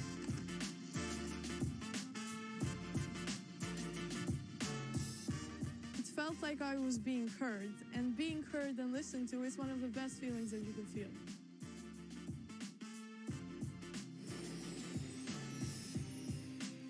I actually was able to go to Kosovo at the start of that project, and it's just amazing to see the transformation using Minecraft. Yeah, it's amazing. Yes. Jens, you must have seen a lot of amazing things because you're about to hit your 10-year anniversary at Mojang Studios in like 2 or 3 months. Yes, it's true. Yeah, it has been an amazing journey these 10 years, and I have had so much fun working on Minecraft. But of course, I'm also a Minecraft player, and we're all like with the community. And in the end, it's really the players and the community that gives everything its purpose. Yeah, absolutely. And from myself as part of the community, I just want to say, like, thank you for the 10 years and all that you've done for Minecraft. It's made a huge difference in my life, and I think many people watching right now. Thank you. Thank you so much, Jens. Last year at Live, we announced the Nether update. Maybe since then you've been wondering about what it would be like to attend a Nether ballet. Wonder no more. Our friends at Element Animation will dance us through all the new Nether features.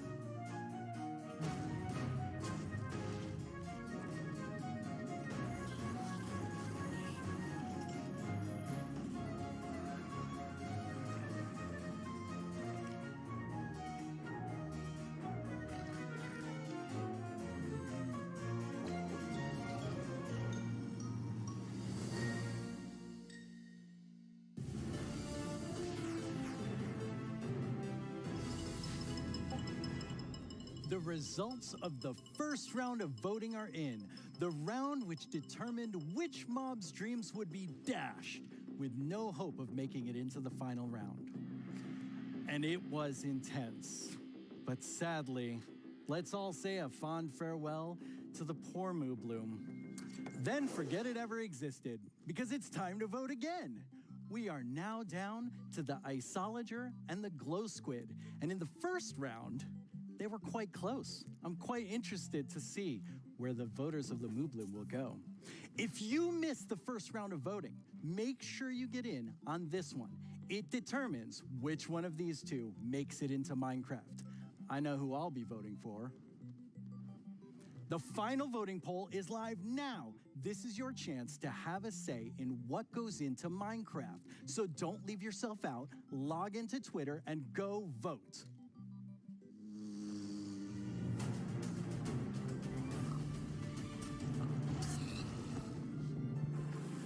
Hello, I'm Quinn, head of the Marketplace Partner Program, and I'm joined by two of my favorite people. How about you guys introduce yourselves? Hi, I'm Fanny. I'm a developer on the Creator Assistance team, and what we do is create tools for our creator community. And some of them are very visible, and we're going to talk about them later. Some others are more behind the scenes, and that help our creators make content that is more efficient and reliable, like the schedule command that is coming out soon. Yep. I'm Jason. I'm a developer in the engine team, and we've been responsible for a lot of the modding type capabilities that have come to Bedrock over the last couple of years. That's super cool. So your teams help make creator tools for all of our incredible marketplace partners all around the world to help make content for you.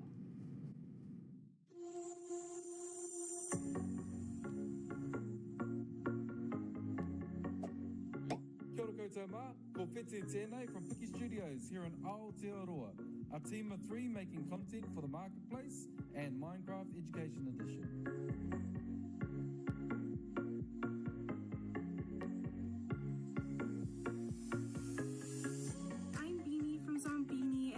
Small studio based in California. We create lots of marketplace content, and I've been making tutorials for the last 7 years to teach others how to make their own Minecraft skins.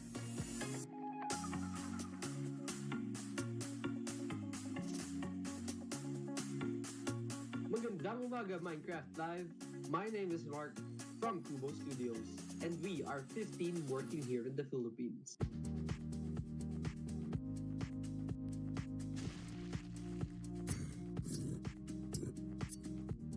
I'm from Evergreen Games, and we are 38 people working here in England.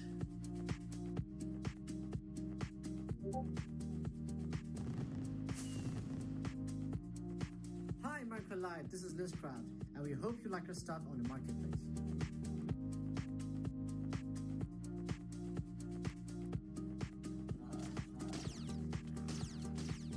Hey everyone, I cannot believe I'm part of Minecraft Live this year. My name is Yasser, aka StarkTMA from MC Texels, and we are super excited about the new updates.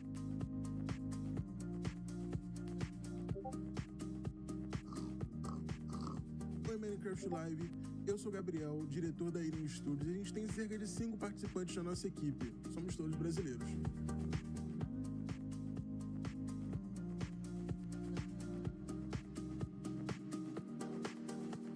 also known as 𝐞𝐸_𝐞𝐟 from NetherPixel Studios, and I get to spend my days making content and working with awesome people.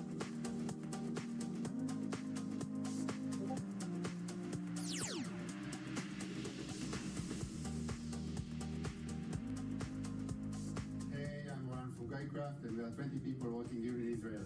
Shalom.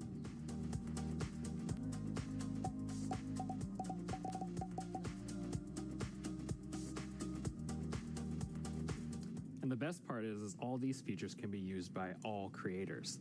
So what do you have to show us today? Yeah, so for the last couple of years, we've been doing a lot of work with the entities in the game. So this time, we've doubled down and gotten it so that we focused on items and blocks. So as part of that, I made a custom crop to kind of show off a lot of the capabilities. So over the summer, everyone at Mojang Studios was given tomato seeds to try and grow a tomato plant at home. So I thought that was kind of the perfect inspiration to go make a crop. So you can interact, you can place the seeds, use the crops. See, they're kind of growing. You got a couple of them getting to the flower stage. Got a few now that I can actually go pick. So in this case, I've made them work like the sweet berry bush, where you can just right-click on them. But I think tomatoes taste disgusting, so I thought it was better to make them as something you can throw. So Conan and I had some fun. We were throwing them around. It's harmless, or sort of harmless. Yeah, totally harmless. Yeah.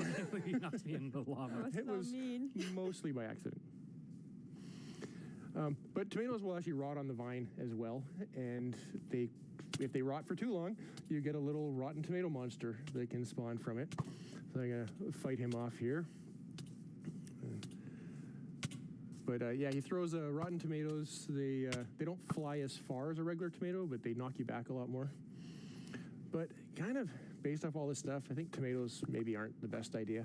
So I'm going to get rid of all my plants and never grow them again. Yeah, I agree with you on this one. But So all they're these, so healthy. it's true, they are pretty healthy.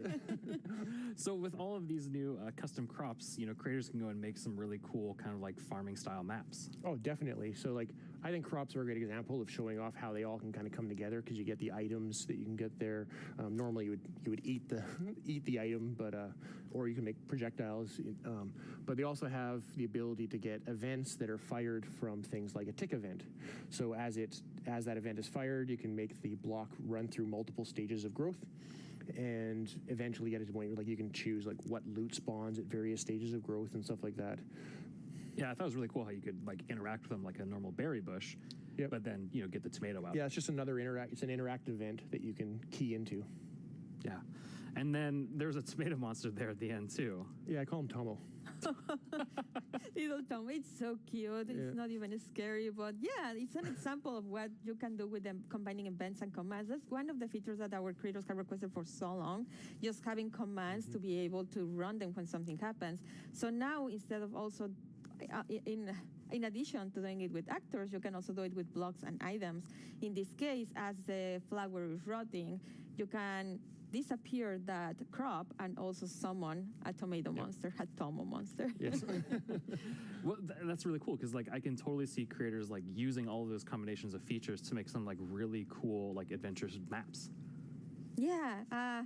Like, for example, the little adventure that we can show you, where we were going to the desert, and then we found this mysterious golden skull, and also an equally mysterious pedestal in the middle of the desert. So we decided to place our golden skull over there and see what happened. And yes, we have a mountain that is hollow. And as the brave warriors that we are, we went exploring, and obviously we found some creepy monsters inside.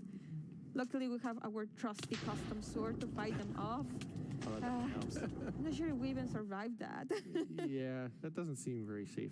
No, not at all. But that pedestal, I know that's one of the most requested features, block models. Yeah, so I've been super excited that we finally be able to get block models in. It's something we've been wanting to do for years, and we were finally able to work on them and get them in. So we got it working with using the same formats that we've been using for the entities, so the same tools that people have been using to build custom mobs, they can use to build the blocks with. Oh, that's cool. So you don't even have to like learn a new skill. You can just continue. It's almost identical. That's awesome. And then I noticed on the hotbar with the golden skull, there was like a little red triangle. What was that? Yes, it's a new feature that we're calling item lock. I don't know if you found yourself sometimes just going through some content and you have this special item and then you die and you lose it, or maybe you drop it accidentally. Now we've made it so that creators can actually lock something on your inventory so that when you die or you press Q, it won't go away. That way you don't lose your mysterious golden skull to unlock the next stage. So nice. I was going to say, that makes it super easy because I've definitely been in an adventure map and I lost the key on accident, and then I had to go and, try and fix that. Yes. And then when you place the skull, there's a lot going on in the background. Like there's 3 features to talk about right there. The first one is we wanted to give more power to creators with cameras. And this one is just a small one where we just shake the screen. I don't know if you noticed that one. And then you can help players convey something like there's an earthquake going on, or maybe something is about to fall over you. So you can do that with this new cool. Or dinosaurs. Or dinosaurs. Get dinosaur steps. Yes. The second one that we noticed there is structures. You can now place them using commands, whereas before you had to be using a structure block, which is more complicated and time-consuming. Now you can do it much more easily. And as part of those commands, you can now animate the structure placement. For those that know this, like the mountain was opening, and that was just a structure animating. We provide a couple of effects. One is just like a 3D printing animation, and the other one is layer by layer. And yeah, you can combine them to just achieve very cool effects. Yeah, I can see creators, using those to add just another level of polish to their world. Exactly. Absolutely. And then I recognize those scorpions. Yeah, well, the desert theme, it felt appropriate to bring them back. They've always been one of my personal favorite custom mobs that I've ever built. Yeah, but after watching that video for so long, I ended up having a nightmare about having to rescue my mom from Really? some aliens riding scorpions. It was creepy. I'm sorry, that was not the intention. It was creepy and funny. Yeah. Well, speaking of aliens, I know our team put together a really cool sci-fi parkour map that, they made you run through, Jason. Yeah, I'm pretty sure they knew this when they asked me to run through it, but I'm pretty awful at parkour. So it took a few tries to get a clean run through. But at the beginning here, it's a pretty typical sort of parkour map of running and jumping, but we definitely have some twists up ahead. And here's kind of the first one of, even I know I can't make that jump. So let's see what's in the chest. And we got a Sliminator. So I'm pretty sure they know what to do here. So now, hopefully, I will jump and be able to clear this gap. And please, yes. Make it up. So get teleported to the next section, kind of make it along, and see what next obstacle we have. So now I know the chests have useful things in them. So we got a Blockinator, and we'll throw that across and get a little platform. Now I can make this jump. Even I can make that jump. And we got the hot dog, or the cyber dog, and float up. But it poisoned me, so I needed to use the antidote to rescue me there. Make across and get through here. Now we got a wall in the way, so let's see what tool we have to get through the wall. And insta presto, and get through here. Keep going along. And this should be our last obstacle here. But I can see the teleport pad, but I can't quite get to it. But that shaft up above looks promising, along with the ladder. So let's go up, see what gets here. Fall down, and block breaks. I can get to the teleporter. And Fanny's already there. You made of course. Yeah, finally. Wow, that's super 86 cool. times. I love the pretty good. aesthetic of that too as well, like all the art and things. So those teleport blocks, those seem like a really cool way to add like another level of immersion to the worlds you're creating. Yeah, with data-driven items and blocks, we get so many new events that you can act on. Like, for example, in the case of the teleporters, you can step on it, and then an event will trigger, and you can react in so many ways. You can add particles, or in this case, for example, you run a series of commands that just teleport you to the next area. That's awesome. And I love the Slaminator, the Blockinator, the Magic Wand. I've never seen items do that before. Yeah, so that's another example of how combining the same tools you can achieve so many different effects. For example, the Sliminator was just using the event and the and the fail command, right, to replace the blocks at the bottom with the slimes. Then the next one, we have the wand, and that one is just replacing blocks with air. And then we also had the Blockinator, which allowed you to walk by placing replacing air with blocks. So just by combining events and the same command in different ways, you achieve so so many cool effects. Yeah, so it's just small little simple things you can combine in lots of different ways and get a wide variety of results. And even that blocking area allowed you to make that jump. Yes. And then I also saw that there was messing with mob effects too as well. Yeah, so we've had an example of custom food in there, but in addition to just satisfying hunger like a food normally does, you can add and remove mob effects. So we had the cyber dog that gave 3 effects, the levitation, nausea, and poison. And then we had the antidote that would actually only remove 2 of them. So unlike a bucket of milk that removes all mob effects, you can make things that remove very specific things. Yeah, and then it seemed like you got, after you use that, or after you use the magic wand to get to that wall, it seemed like you were stuck, but there was something else that was going on there. Oh, yeah, so there is the block that was in my way. So we made it so that another one of these events, similar to the on step on, is we also have an on fall on. So in this case, it was just an on fall on, and you can set what distance you want the event to trigger. So you have to fall at least 10 blocks or something like that. And when you land on it, we then break the block, similar to what the tomato plant and other things that we saw earlier. Yeah, and it seemed like it took you quite a few tries to make it through, but Danny was able to do it first try. Yes, unlike others, 86 times. Yeah. And one new feature that we have is that on raw text, you'll be able to show the names of the players that are of interest at that moment, and also show scores. Like in this case, we were tracking how many times Mayor was dying. Yeah. Well, thank you both for coming on to the stage and talking a little bit about these creator tools and new features that are coming out. And with these new features, there's going to be a pretty amazing new thing coming out later this year for all Minecraft players. Remember, GDL will not be held responsible in the event of a likely death.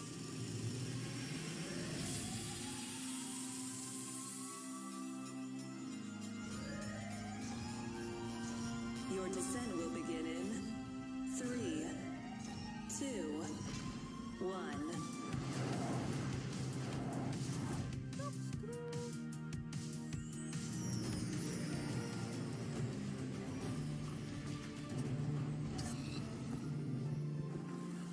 We know you've waited a long time for this update, and if you thought the first set of features for the caves were awesome, it's time for even more awesomeness. Agnes and Nir from the Vanilla Minecraft gameplay team are here to tell us what else is coming to the Caves and the Cliffs update.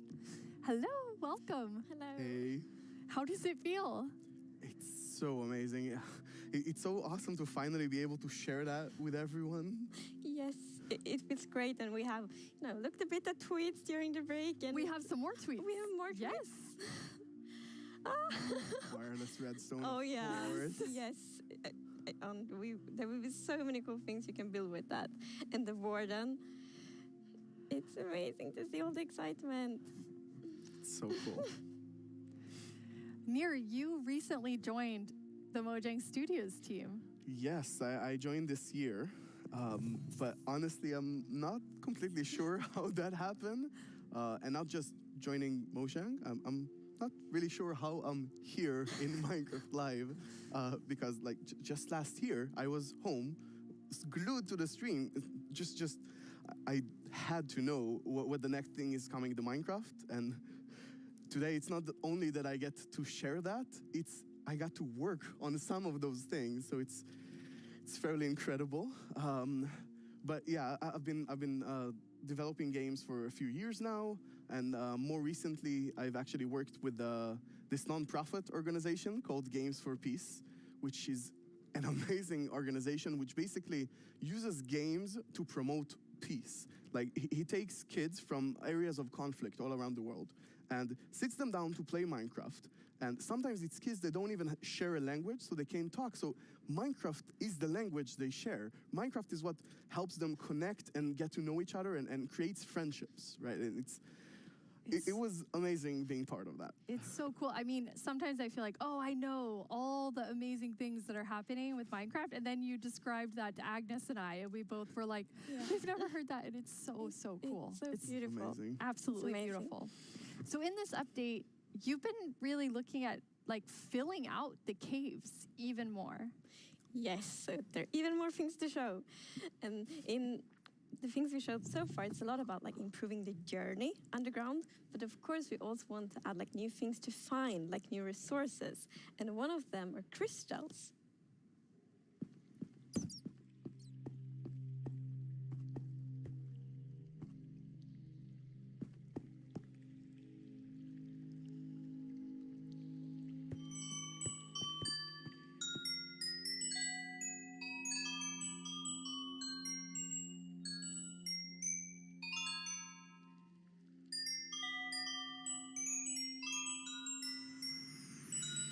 They're so beautiful. Yes, that the moment you turn the corner and you see that glowing thing, that's so, Yeah. it's Like, incredible. The atmosphere in the crystal geode, it's like mystical. Yeah, they're so pretty. And we were thinking a lot about like, what is the purpose for crystals in Minecraft? And one thing is like, they should have a use, and we will talk more about one of the usages soon. But the other thing is a lot about just adding a lot to the experience of exploring. And we want them to be quite rare. So when you find them, it's really gonna be like magical, because they're just beautiful. And you know, when you walk on the crystals, you hear these sounds. Yeah, it's just, we talked before about the pillar of underground of Marvel. I feel they're just the perfect feature for that sort of pillar, right? But you can't just take them with you. Right, so you can break the crystal plant we saw in the video, but they actually grow from a very special block. And that block is unobtainable. It's sort of like you think about spawners, right? You cannot just take it and put it in your base. It makes you go and build farms all around your world. And that also encourages you to create tunnels between them and find out ways of transferring those items from place to place. And I just love those sort of features that really encourage other gameplay in the game. As an explorer myself, I'm very excited about finding all of these. And you mentioned a usefulness to them. Oh, yeah. Yes. So from those crystal plants, you get crystal shards items, and you can actually use them to craft a telescope.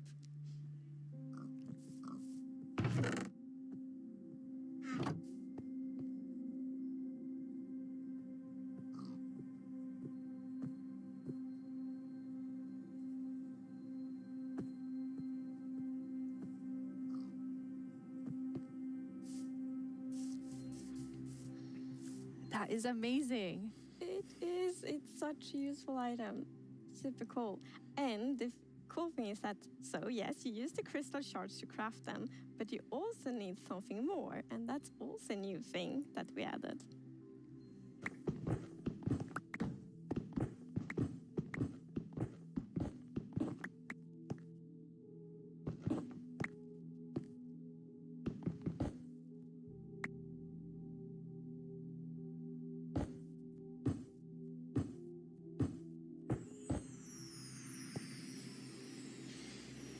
It's copper.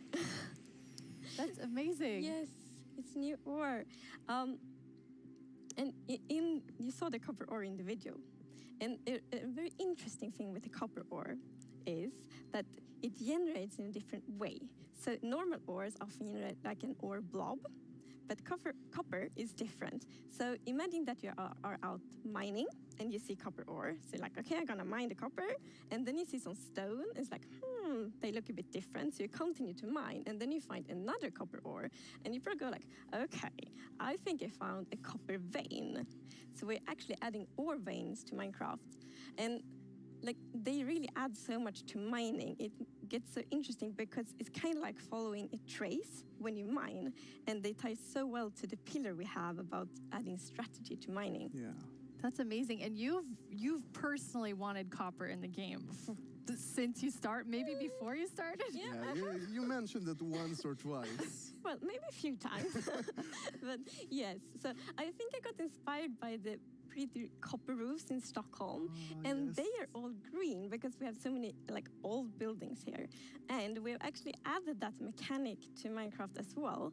So, you know, if you place a copper block, it will first be orange, but after a while, a pretty long time, it will turn green, and it's something I think it's so cool because it actually adds history to Minecraft. Because for example, if you have a really old Minecraft world, then you can see on like a house and like, oh, the roof turned all green, and then you know that that house has been there for a really long time.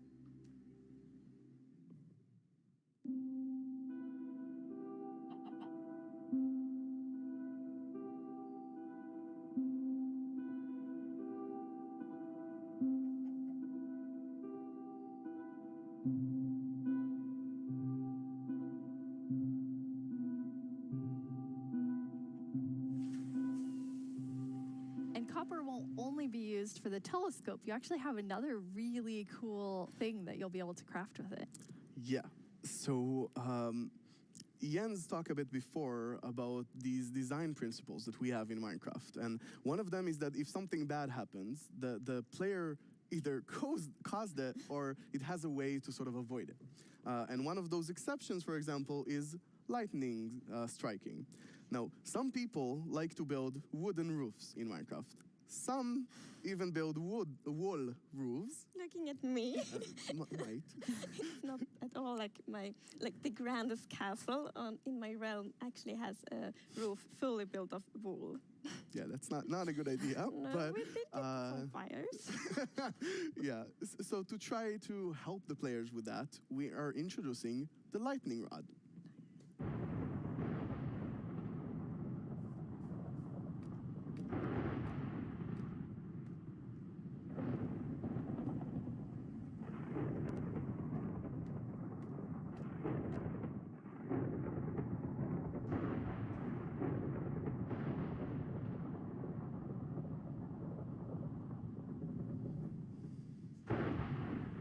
That is very useful for all the wool roofs out there. Yeah, I think this is a problem that happened to a lot of our players. Even personally, I had this peaceful game that I played with my partner, and it wasn't peaceful. And we went out and we were like looking at animals, collecting a few animals to our base, and we came back and our house was gone. And I was quite confused because I consider myself to be someone who knows a bit about Minecraft, and there are no creepers, there are no Endermen. So what happened? We figured that probably a lightning strike hit and burned down the house, and we were quite traumatized because we were not prepared for this. So I think this lightning rod is really going to help with that. Yeah, now you don't have to worry about that problem anymore. No, I'm gonna place like lightning rods everywhere on my wool roof. Good. Will be perfect. Good. Now, you've introduced a lot of things already, and players already have a lot of trouble with their inventory and the amount of items, but you have an idea for that. Yes. So, as you know, we keep adding new blocks and new items all the time, and that do create a bit of an inventory problem. And we're aware of that, and we have actually been thinking quite a lot how we can solve it, because we want to have like a good gameplay solution, we want it to be balanced, and we actually have an item in this update that will be really helpful, and it's the bundles.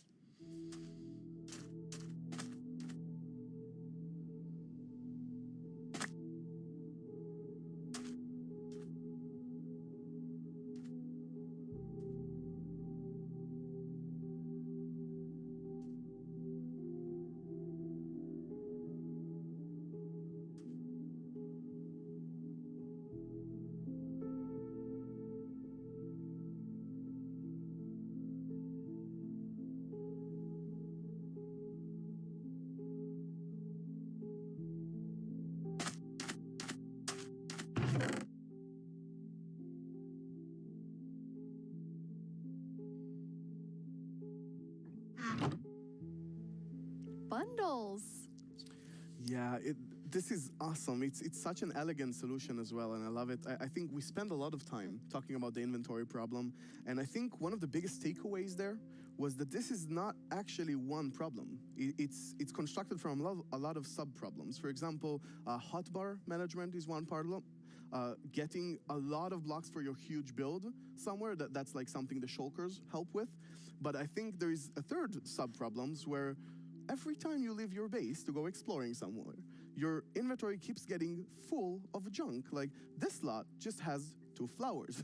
This lot has just 1 seed, right? And I think the bundles are really going to help with that problem. Yes. So the thing with the bundle is that you can place many different kinds of items in one bundle. So many different kinds of items in one inventory slot. So for example, I can take those 2 flowers and 1 seed and put them in one bundle. It's great. And you can kind of use them like presents too. Oh, yes. I'm so excited about seeing what players do them in like shopping district, right? You can have the bundle of the day, which has a bunch of things with it, or you can have secret bundles where you have 3 of them in a chest, but you get a random one. I think it's really going to be cool. Yes, and for example, if your friend has a birthday, you can put like your prettiest item in the bundle because it looks like a gift wrapper, and then you can give it to your friend. That's so cool. We've talked so much today on the like really game design side, but how do you work on the art side? We actually have a very close collaboration with the art team, and it's great. So my job is basically to get an abstract idea and imagine how it would fit into the Minecraft universe and then start sketching it. So once my sketch is finished, I send everything to the 3D artist that it's gonna model it and animate it to make it alive. My job is to bring sketches to life and make them move in 3D space. To work with a game that has such a special look, it's amazing. It's a challenge, it's fun, it's sometimes frustrating, but it's very rewarding. I love it. I make the pixel art of the blocks, and usually when I create a block texture for a new rock type, it's going to be a lot. Like, I'm going to make 50 iterations of one block because I want to make it right. Every block is like a building block for people's imagination, right? So I try to like pour a lot of love in each block to make sure that people can create what they want. So I think my favorite thing about the Minecraft look is that it's very unexpected, very unconventional, and that's where like the special comes from. Minecraft in terms of game art is special because it has such a unique look and it's very restricted. It has to be 3D pixel art, and we can only work within those boundaries. So we have to like think inside the box, but also outside the box. I've been working on this exciting new mob. This new mob will be the cutest predator ever existed in Minecraft. This update is incredible. Like, people have been waiting for this for so long, and we're finally gonna do it. I hope that the community is really, really happy about it. I hope they have a lot of new stuff to play with, and I hope that they're excited to see some concepts as well. It's so lovely when you can think about all of the different jobs within game development. I love seeing the artists and developers. We all, like across the show, there's so many different types of roles that people have. Yeah, and it's really awesome to interact with all those roles and have a lot of a back and forth. We're very open in Mojang and getting ideas from all over the place, and specifically working with the art team is amazing as well. You sort of throw one idea to the air and he draws something and you're like, oh, what is that white thing in your drawing? I didn't even think about it, and it starts so many awesome ideas going. And we even integrated into our prototype process, and actually I think until I saw those sketches by the art team, I didn't really understand what archaeology in Minecraft even means. Archaeology? Yes, so we're actually adding a new system called the archaeology system. In this system, you're basically going to find these excavation sites all throughout your world. And you can make this new tool called the brush that is going to help you uncover the mysteries of all these dig sites. So you come to one of these ancient structures and you can sort of use the brush to clear away some of the rubble that may have collapsed in those structures. And sometimes you might even find something shiny inside them. But, and this is important, if you are not careful enough, like in real life, you can destroy that artifact.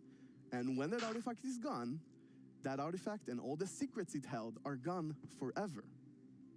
But if you're careful enough, if you take your time and you're deliberate, you can get some of those hidden artifacts. And for example, here we got a ceramic shard, which is basically how whoever lived here used to tell and pass on their stories.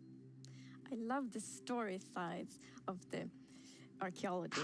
because we often talk about that we want to deepen the mystery in Minecraft. And when you find these hidden artifacts, you kind of find like connections and hints. And we will never tell the full story, but these will inspire the players to tell their own stories about their own Minecraft worlds. Exactly. I think it's going to be really exciting to see what players do with them. For example, here we see an exhibition that someone built for this, where he can compare all the different clues he finds, right, and try to preserve whatever was down here, and he can compare what we found with whatever new thing, and sort of try to connect the pieces, right? And here we see those pieces connected in a clay pot, actually trying to reconstruct them back. And you can create that however you like. You can create your own stories or try to guess how those pieces used to connect. Yeah. It's also so fun to be very creative with these new pots, because you can put the shards in any way you want. Exactly. And when you're pleased with your creation, you can fire them up and you have your own painted clay pot. It's pretty. So, Nir, is this programmer art still? Yeah, the art we're seeing is still work in progress, but I personally like the dragon. I think it's cute. Yeah, it didn't say programmer art isn't pretty. Yeah, you know, the problem is the artists are way too good. Yeah. Right? They just make us look bad. I don't know. Archaeology is amazing. I mean, the excavation site is so incredible. I'm so excited about this. I've spent a lot of time about it, and I actually got to do a lot of awesome conversations with actual archaeologists from all around the world, and it's been, honestly, I sort of feel like I got so passionate about it myself that their passion sort of stuck to me, and it was so amazing to learn more about this, and I'm really excited to see where it goes from here. And you have a dev diary coming out on our YouTube channel where you kind of explore all of the archaeology even more. Yeah, it's honestly really, really exciting. So I had so much fun with this, and I learned so much that I decided that it can't stop with me. So we're going to do a dev diary when we're actually going to talk to those archaeologists. And actually, we might even get to visit some interesting locations. That is amazing. Well, it feels very sad, but we're almost out of time. But we've been hinting at a new mob, like over the course of the show, like 3 or 4 times. So are you going to tell us about it now, please? Yes, now we're going to tell you. It's the cutest predator you will ever meet.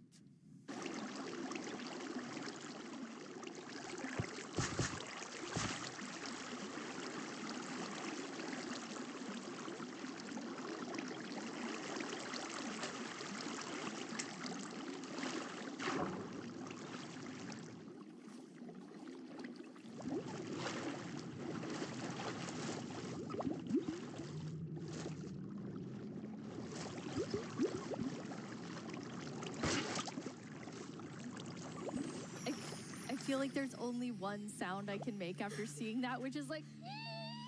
It's so cute. It's so adorable. The axolotls.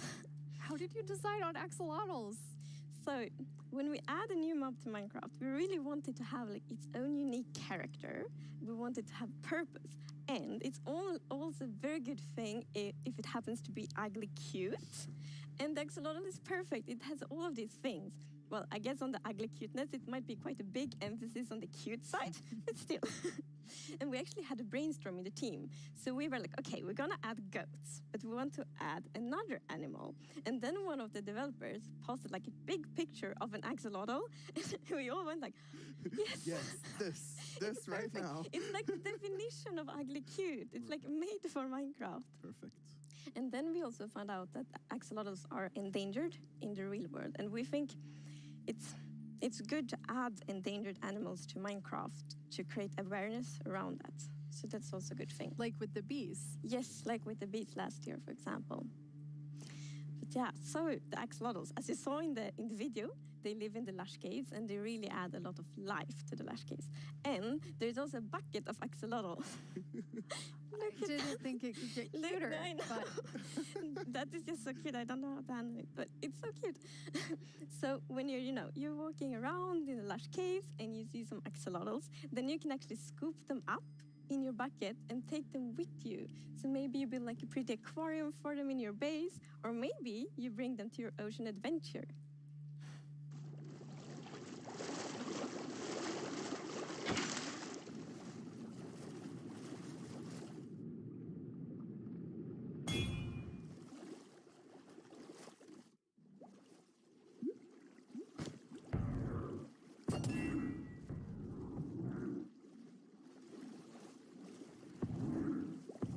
And now I see why you're calling them the cutest predator you'll ever meet. Exactly. So when you scoop them up in a bucket, you can actually create your own axolotl army, basically, and charge into the oceans with them, and they will help you fight various, well, they'll attack cute fish as well, but they'll help you fight the drowns and the guardians, and they're actually quite useful when fighting guardians because they have this special ability that whenever they take damage, they sort of play dead, and when they're playing dead, no mob will actually attack them. So they have this time to regen back, help, and then jump back into the fight together with you.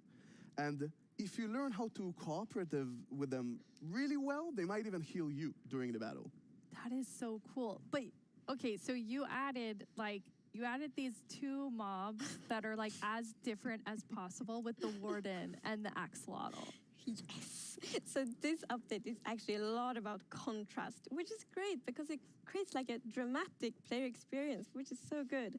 So we're like updating the highest heights of Minecraft with the mountains. We're updating like the deepest of the caves. We had this terrifying warden, the cutest axolotl, and also in the caves, like the lush caves are very light and welcoming, and then the deep dark is super scary and challenging. I guess we can't forget our little goat in there. Oh. It's kind of the in-between. Right. Yeah, we shouldn't forget the goat. I guess it's in between. It is still very cute, but in between. No one can be as cute as the axolotl. No, I don't think so. Before we tell everyone the winner of the mob vote, let's take a look back at some of the exciting things that we've talked about today.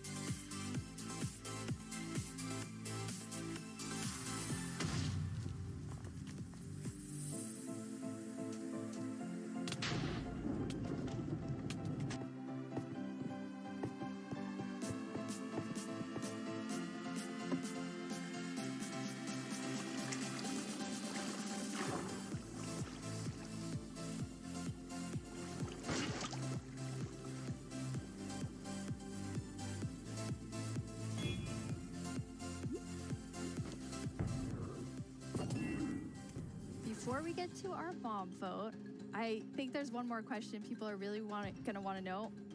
When are we gonna get the Caves and the Cliffs update? It's a good question. So we plan to release it summer 2021.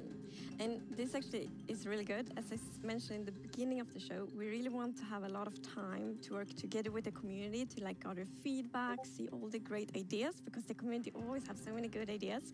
So it feels good that we now have a lot of time to actually work together on this update. Amazing. And the community decided on a new mob that will enter the game. So which one of you gets to do the honors today?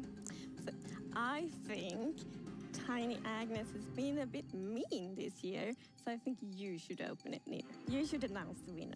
Yes. Can I look first? Yep. You're gonna know before everyone else. It's the glow squid! Wow. I guess everyone was mesmerized by the glow squid, not just the tiny ones. No, I was really not expecting that. That is so awesome. Yes, like I didn't expect it at all, but it's great. And it glow squids will look so cool in the caves. Like the atmosphere. They fit this update so well. Like it will be. Imagine it's all dark in the caves, and then you see the glow squids swimming around. It will be so beautiful. Can they be friends with the axolotls? The axolotls are predators, so I'm not sure. The axolotls might actually attack them. Yeah. Oh no. We'll see. I'll talk to them. Think about it. Yes. We have committed to a lot of things, so I think we need to get work on all of the things that we've shown in the show. Yeah. For all of you watching, Minecraft wouldn't be what it is today without all of you. From all of us at Mojang Studios, thank you so much. Bye.